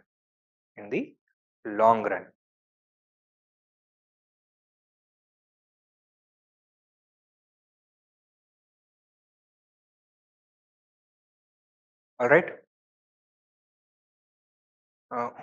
ये हो गए extremists. Take down a couple of questions.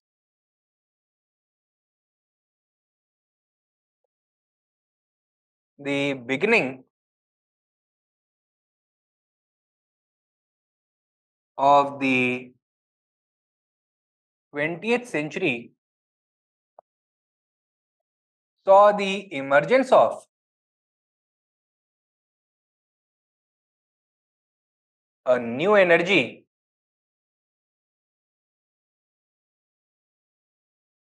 new strength,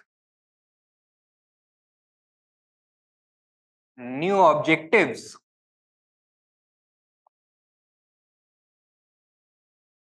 and new methods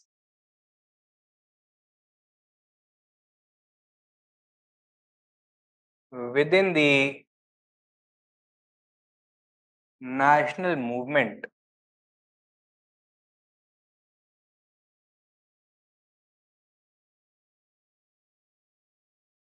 on the full stop, on the basis of this statement,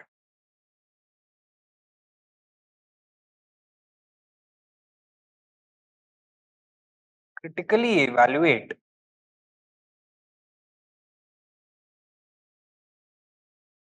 the contributions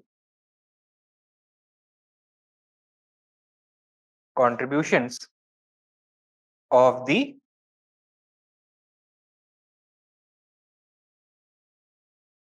extremists.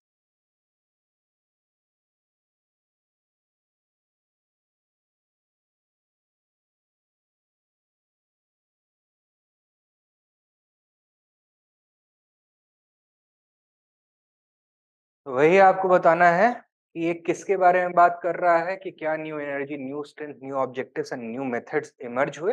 That means you have to expand upon the emergence of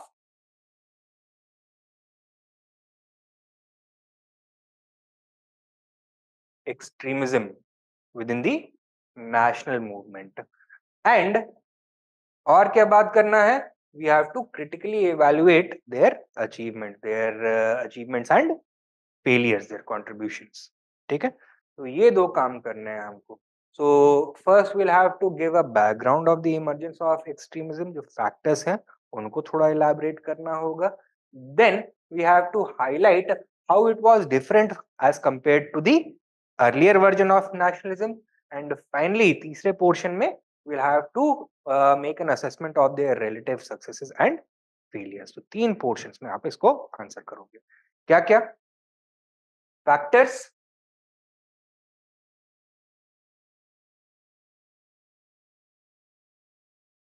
Comparison with moderates and critical evaluation.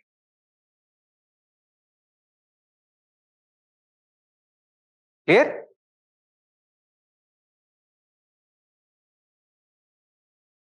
Second question.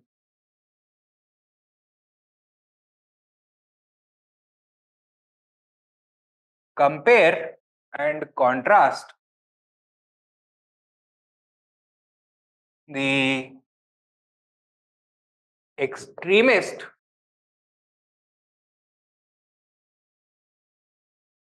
phase of Indian nationalism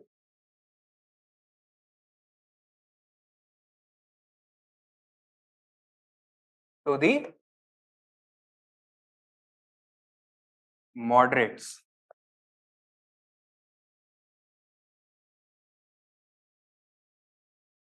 (150 words, 10 marks.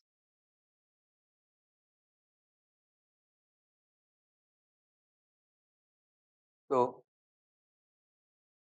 what can be the basis for comparison? किस basis पे compare कर सकते हैं? Demands पे, methods पे, एक एक करके सभी चीज पे कंपेयर कर सकते हो. तो बैकग्राउंड और composition,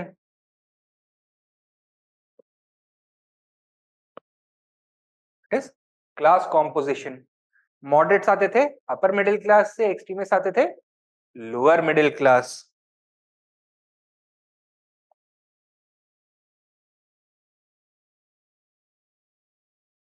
Their source of inspiration for the moderates, it was modern western liberal institutions and western society. Extremists के लिए Indian past, heritage and culture, right? Attitude towards the British. Moderates were pro-British or anti-British? Pro-British.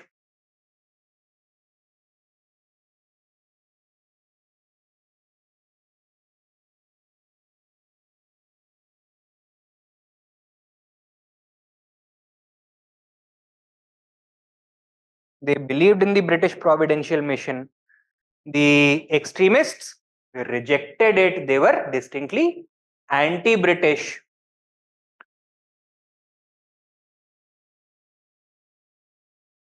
Moderates emphasized that Indian apprenticeship was under British rule was necessary because Indians were as of yet unfit for self-rule, right? So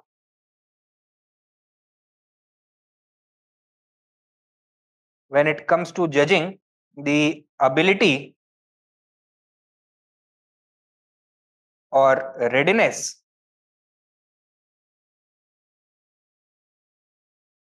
of Indians for self-rule, the moderates and extremists had opposite views. Moderates believe Indians are not yet ready, extremists believe ready हैं, अभी चाहिए दे दो. ठीक है. Now the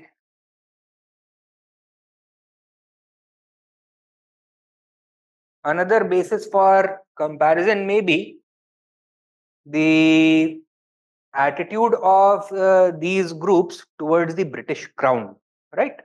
So moderates expressed complete loyalty towards the British crown, whereas the extremists thought that the British crown is undeserving of Indian loyalty.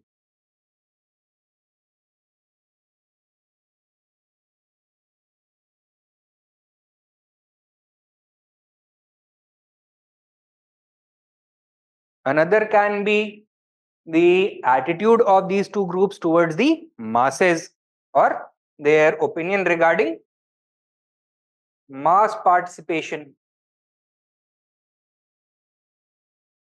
in the national movement. Moderates for or against mass participation, against extremists for mass participation. Demands में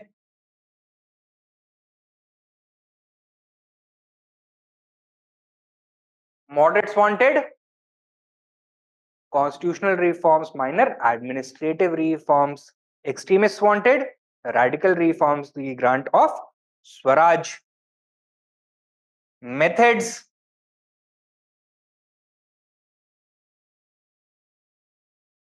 moderates wanted to use constitutional methods only. Extremists relied upon the use of extra constitutional methods, mass participation.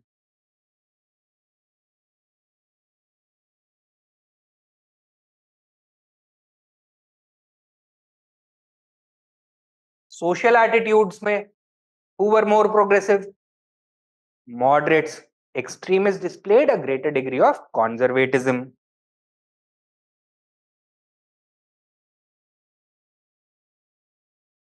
Secularism. पक्का secular कौन थे? Moderates. Extremists were also secular, but they did not refrain from use of religious appeals and cultural symbols to mobilize the masses, right? तो ये कुछ differences हैं दोनों के बीच में. It is up to you whether you want to address this in paragraph form or table form. वो depend करेगा कि लेंथ ऑफ द आंसर क्या है.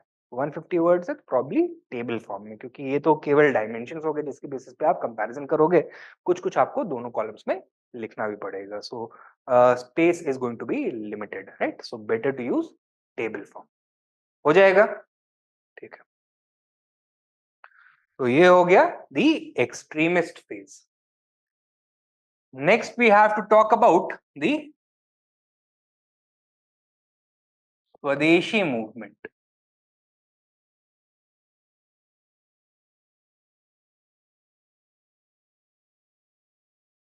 1905 से 1907-08 तक. Sorry about that.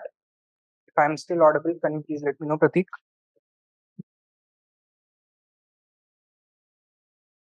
Alright. तो नेक्स्ट हमको डिस्कस करना है दी स्वदेशी मूवमेंट. कहानी शुरू होती है कहां से? With the partition of Bengal. When did this take place? In 1905. ठीक है. Now partition of Bengal had been a matter of a government discussion ever since 1901. So 1901 में ही, जनवरी 1901 में ही आइडिया फ्लोट कर दिया गया था that partition of Bengal needs to be done. It had entered the public sphere with the publication of a particular set of minutes. Minutes होते हैं meetings के records. तो minutes on territorial reorganization of Bengal, Curzon ने एक imperial जो executive council है उसका meeting hold किया, जहां पर ये वाला जो एजेंडा था इसको टेबल किया गया. It was discussed and in 1903 June the minutes on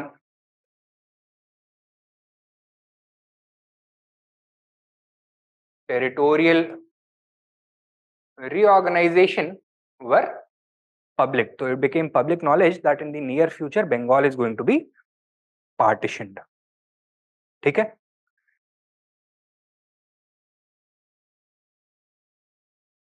In June of the government laid out its plans for partitioning Bengal, or scheme for partition was finalized, and this caused a huge uproar. क्यों? क्योंकि जो Indian nationalist demand कर रहे थे कि जो scheme adopt होना चाहिए उसको डिस्कार्ड कर दिया गया था, and the British had adopted their own scheme for partitioning Bengal. This was I think July, not June, July 1905. And finally in October 1905 the partition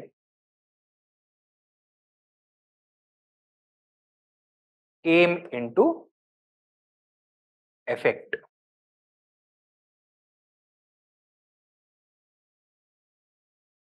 ठीक है, 16 अक्टूबर 1905 को the partition came into effect in accordance with this scheme for partition. So जो extreme, जो nationalist का outrage था, the government had simply ignored that and gone ahead with its plan for partition. In the meanwhile, इसके बीच में ही August 1905 में there had been a big meeting of extremists at Calcutta. तो Calcutta town hall में एक बड़ा सा public meeting हुआ, जहां पे एक रेजोल्यूशन पास किया एक्सट्रीमिस्ट ने, known as the boycott resolution, that marked the beginning of the Swadeshi movement itself. ठीक है. Now, had the government responded to the demands of the extremists, probably the Swadeshi movement would not have lasted very long, क्योंकि अक्टूबर में ही in accordance with their plan कुछ modifications कर दिए जाते. But that was not to be, and the movement lasted from 1905 right up to 1908 when it was forcibly repressed. इतना समझ में आया है? अब ये बताओ कि why were the nationalists angry? देखो,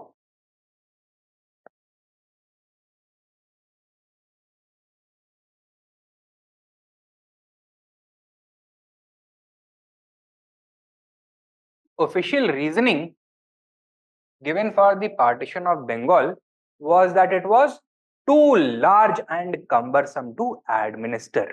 ठीक है.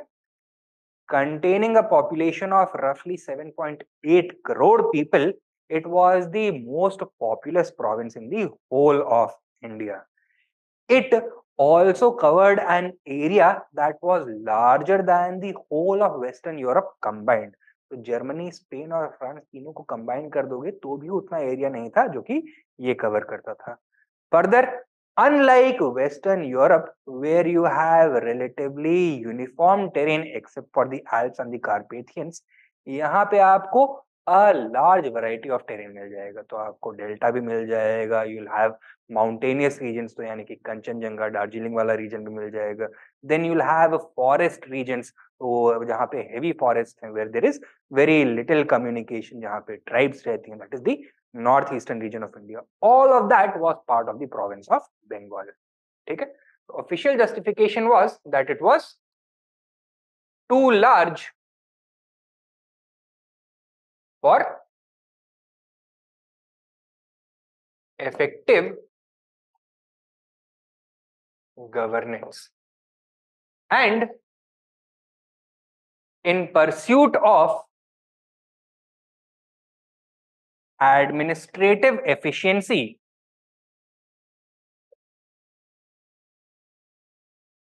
it was important to partition Bengal into two parts. Okay? Now, was there any truth to this argument? ये सच बात थी कि बंगाल बहुत ज्यादा बड़ा था? Yes, that was true. So even the nationalists were in favor of partitioning Bengal. ठीक है?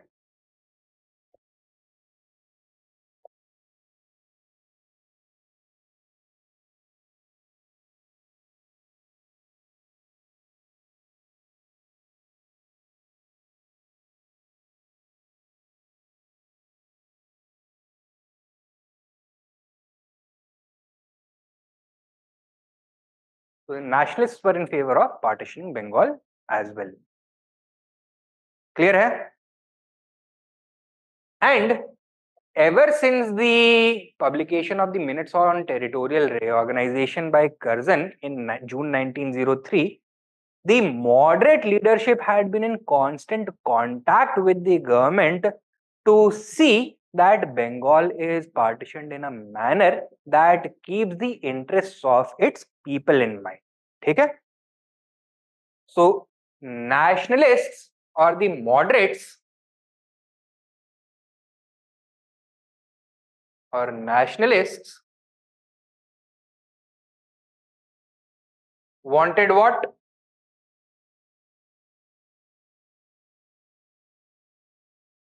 Partition on the basis of language. They wanted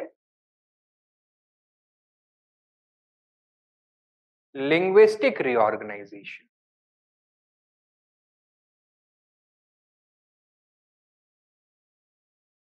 How? By separating the Bengali speaking regions of the province of Bengal from the non-Bengali speaking regions.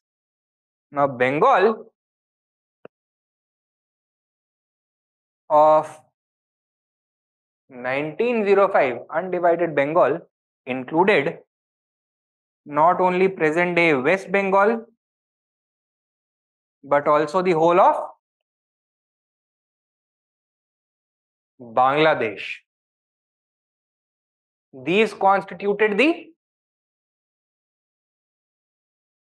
Bengali speaking regions.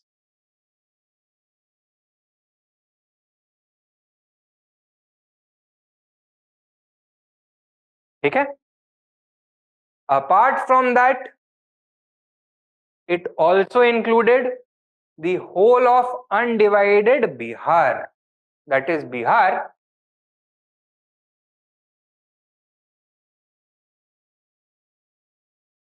and Jharkhand, plus the whole of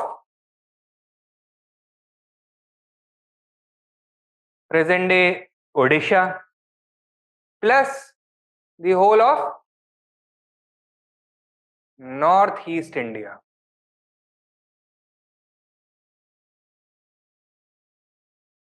Okay? Northeast India was, as it is even now, very sparsely populated, low population tha, right?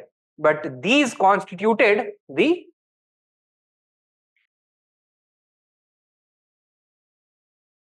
non-Bengali speaking regions.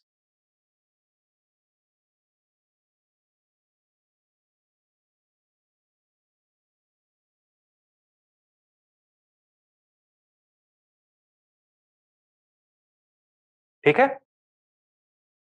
Nationalist क्या मांग रहे थे? That इसको काट के अलग province बना दिया जाए और इसको काट के अलग प्रोविंस बना दिया जाए. Clear? However, the government scheme proposed something that was very different.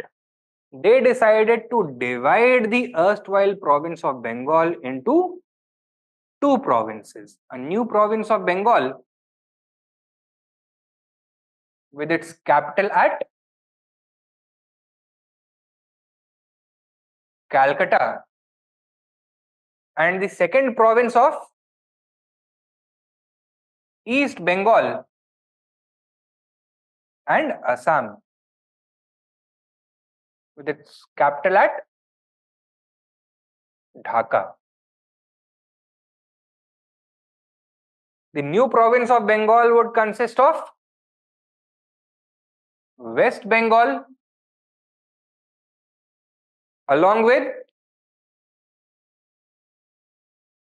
Bihar and Odisha. Bihar, that is undivided Bihar. Bihar plus Jharkhand and Odisha. And East Bengal and Assam would consist of present day Bangladesh plus northeastern India.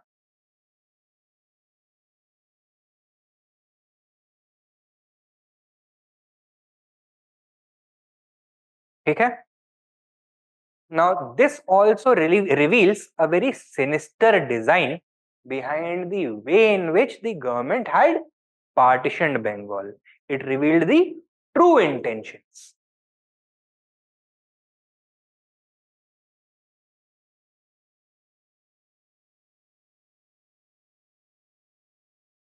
And क्या थे true intentions अंग्रेजों के? Divide and rule, right?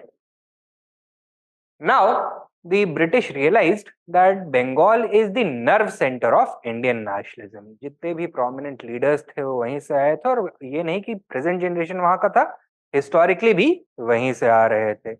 Bengal was also the most socially and educationally advanced region of India. Feeling of nationalism was very strong over there. Therefore, they realized that if they were to break the unity of Bengal, they could weaken Indian nationalism as a whole.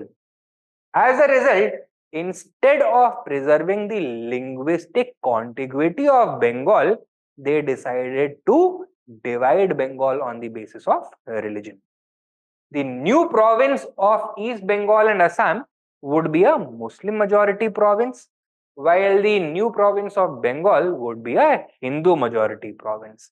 At the same time, in the new province of Bengal, Bengali speakers are now going to constitute a linguistic minority. यहाँ पे हिंदी और Odia speakers Bengali speakers को outnumber करेंगे. On the other hand, the Muslim majority province of Bengal, of East Bengal and Assam, would have a Bengali speaking majority. ठीक है? तो real Bengal जो है वो ये वाला बन के रह जाएगा, where there is a Muslim majority. Is this clear? तो intentions इनका बहुत ज्यादा clear था, बहुत apparent था. What was the result that the publication of the scheme of partition had on the national movement? क्या result हुआ? बहुत far-reaching changes आए. Now, since 1903, the charge of the Indians had been led by the moderate leaders. Moderate leaders वही अपने पुराने methods use कर रहे थे, constitutional methods. They were sending prayers, appeals to the government.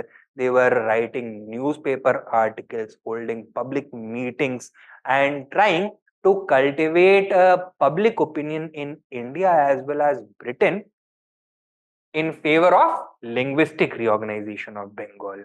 They felt that educated public opinion of India and Britain would be sufficient to convince the British to fulfill their design. But the British had simply ignored it. Or July 1905 में they had come up with their alternative scheme of partition and implemented it. The moderates had been left helpless. ठीक है? What was the result of this? The people lost whatever little faith they had in the moderate leaders. The extremists also used this as an opportunity not only to sideline the moderates, but to draw the Bengali crowds in their favor. The decision to partition Bengal in this manner was highly unpopular. There was great degree of anger and energy among the masses.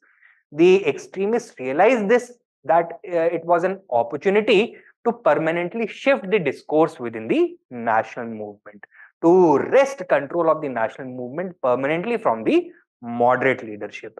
And they sprang into action. कई सारी rallies हुई, कई सारे demonstrations हुए, and on the 7th of August 1905 there was a major public meeting at the Calcutta town hall, जहां पर कुछ extremist leaders ने अपना एक रेजोल्यूशन पास किया, that was passed publicly, and this was the boycott resolution. It called for the beginning of the program of boycotting British goods, and further they also mobilized a corps of volunteers. एक जत्था volunteers का उन्होंने बनाया, and they dispatched it to all corners of Bengal in order to popularize the message of anti-partition as well as Swadeshi and boycott. This marked the real beginning of the Swadeshi movement. Is this clear? Now,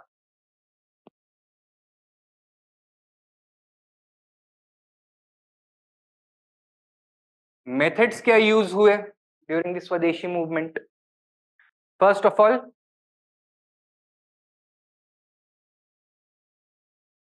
boycott.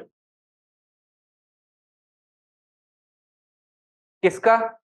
Initially, British goods का, primarily British cloth, right?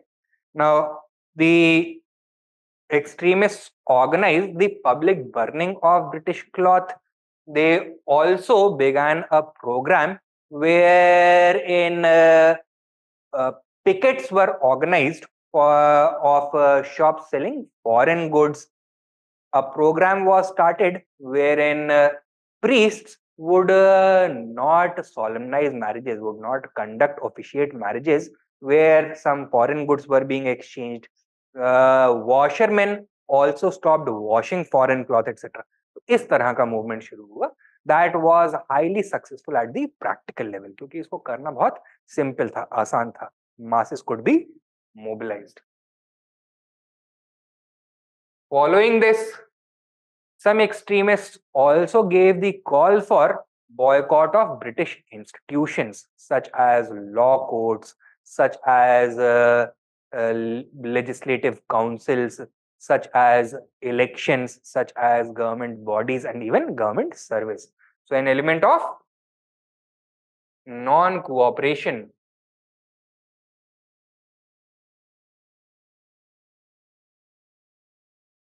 Could also be seen. And finally, Aurobindo Ghosh gave the call for passive resistance amounting to civil disobedience of certain laws. ठीक है? Now, ये दो जो methods थे, they could not succeed practically very well because these were new methods. पहली बार लोग इससे experiment कर रहे थे. Both the leadership as well as the participants were not familiar with these methods of protest, and thus, while the boycott of British goods achieved great degree of practical success, the other methods received less success as compared to that. ठीक है? Second method was the use of promotion of Swadeshi. इसके भी अलग अलग dimensions थे.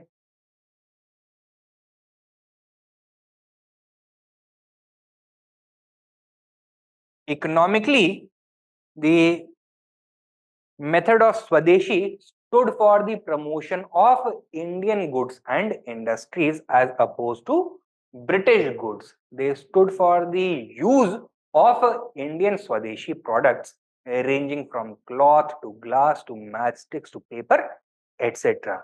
Okay? It was an auxiliary to the boycott method, through the boycott of British goods.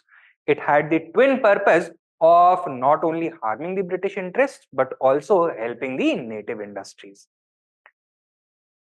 Socially,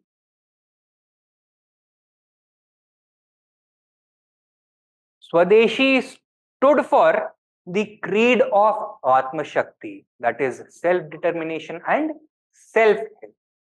But it did not simply mean the promotion of the idea of Swaraj, the spreading of the political idea of Swaraj, but it also stood for, it also incorporated preparing the masses for this kind of political action. It called for the strengthening of the rural communities. So village make constructive work, not only including economic construction, but also social reconstruction. For example, a movement to spread unity between Hindus and Muslims, an anti-untouchability program. तो इस तरह की चीजें भी यहाँ पर शुरू करी गई.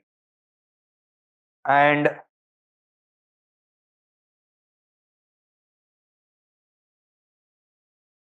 culturally, the Swadeshi movement stood for the rejection of Western colonial symbols, Western cultural symbols, in favor of Indian cultural symbols. Okay? That means the mobilization of Indian culture, Indian art towards the patriotic mission. For example, patriotic songs likhe gaye, they were popularized. Then patriotic symbols such as paintings of Bharat Mata, they emerged as national symbols. Patriotic, you can say, literature was written at this point of time. Then songs and slogans such as Vande Matram, Amar Sonar Bangla, they were popularized. So that was the cultural dimension of Swadeshi. Then we have national education.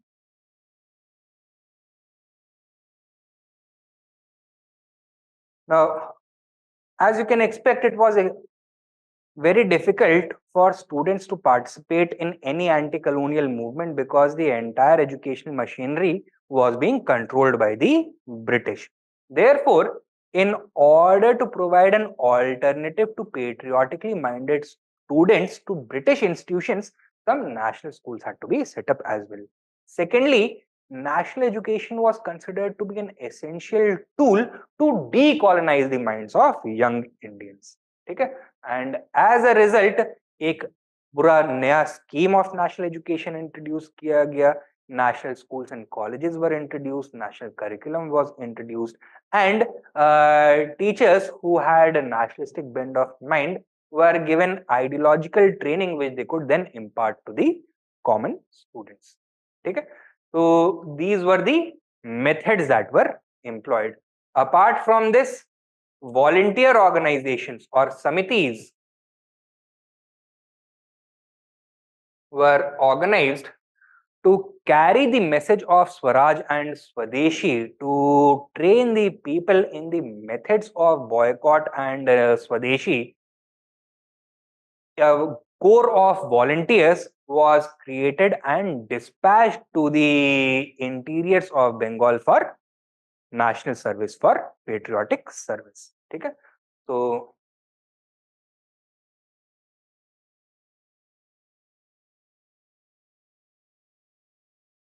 corps of volunteers for political work. They were supposed to be the medium through which the message of Swadeshi, the methods of Swadeshi, were to reach the people. They were also supposed to be the first point of contact between the leadership and the common people. They were also responsible for mobilizing the locals in favor of the Swadeshi. तो ये अलग अलग methods employ किए गए by the leaders to pressurize the British. Clear? इसके आगे हमको देखना है the British reaction and the reasons for the failure of the Swadeshi movement. along with its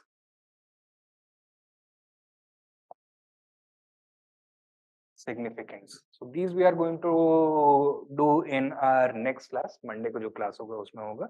One of the reasons for the failure of the Swadeshi movement was the Surat split of 1907. So we are going to study this split in greater detail also on Monday. तो इसमें इसका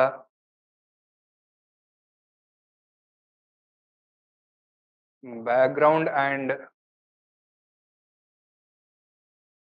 build up देखेंगे, the strategy of the government देखेंगे, and its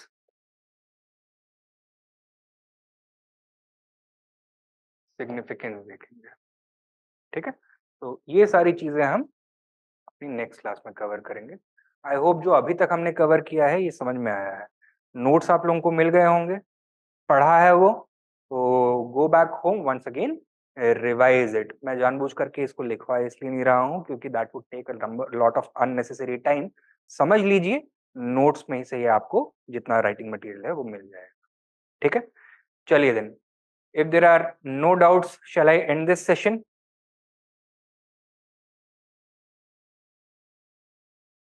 नहीं, कल class नहीं होगी. Next class is on Monday.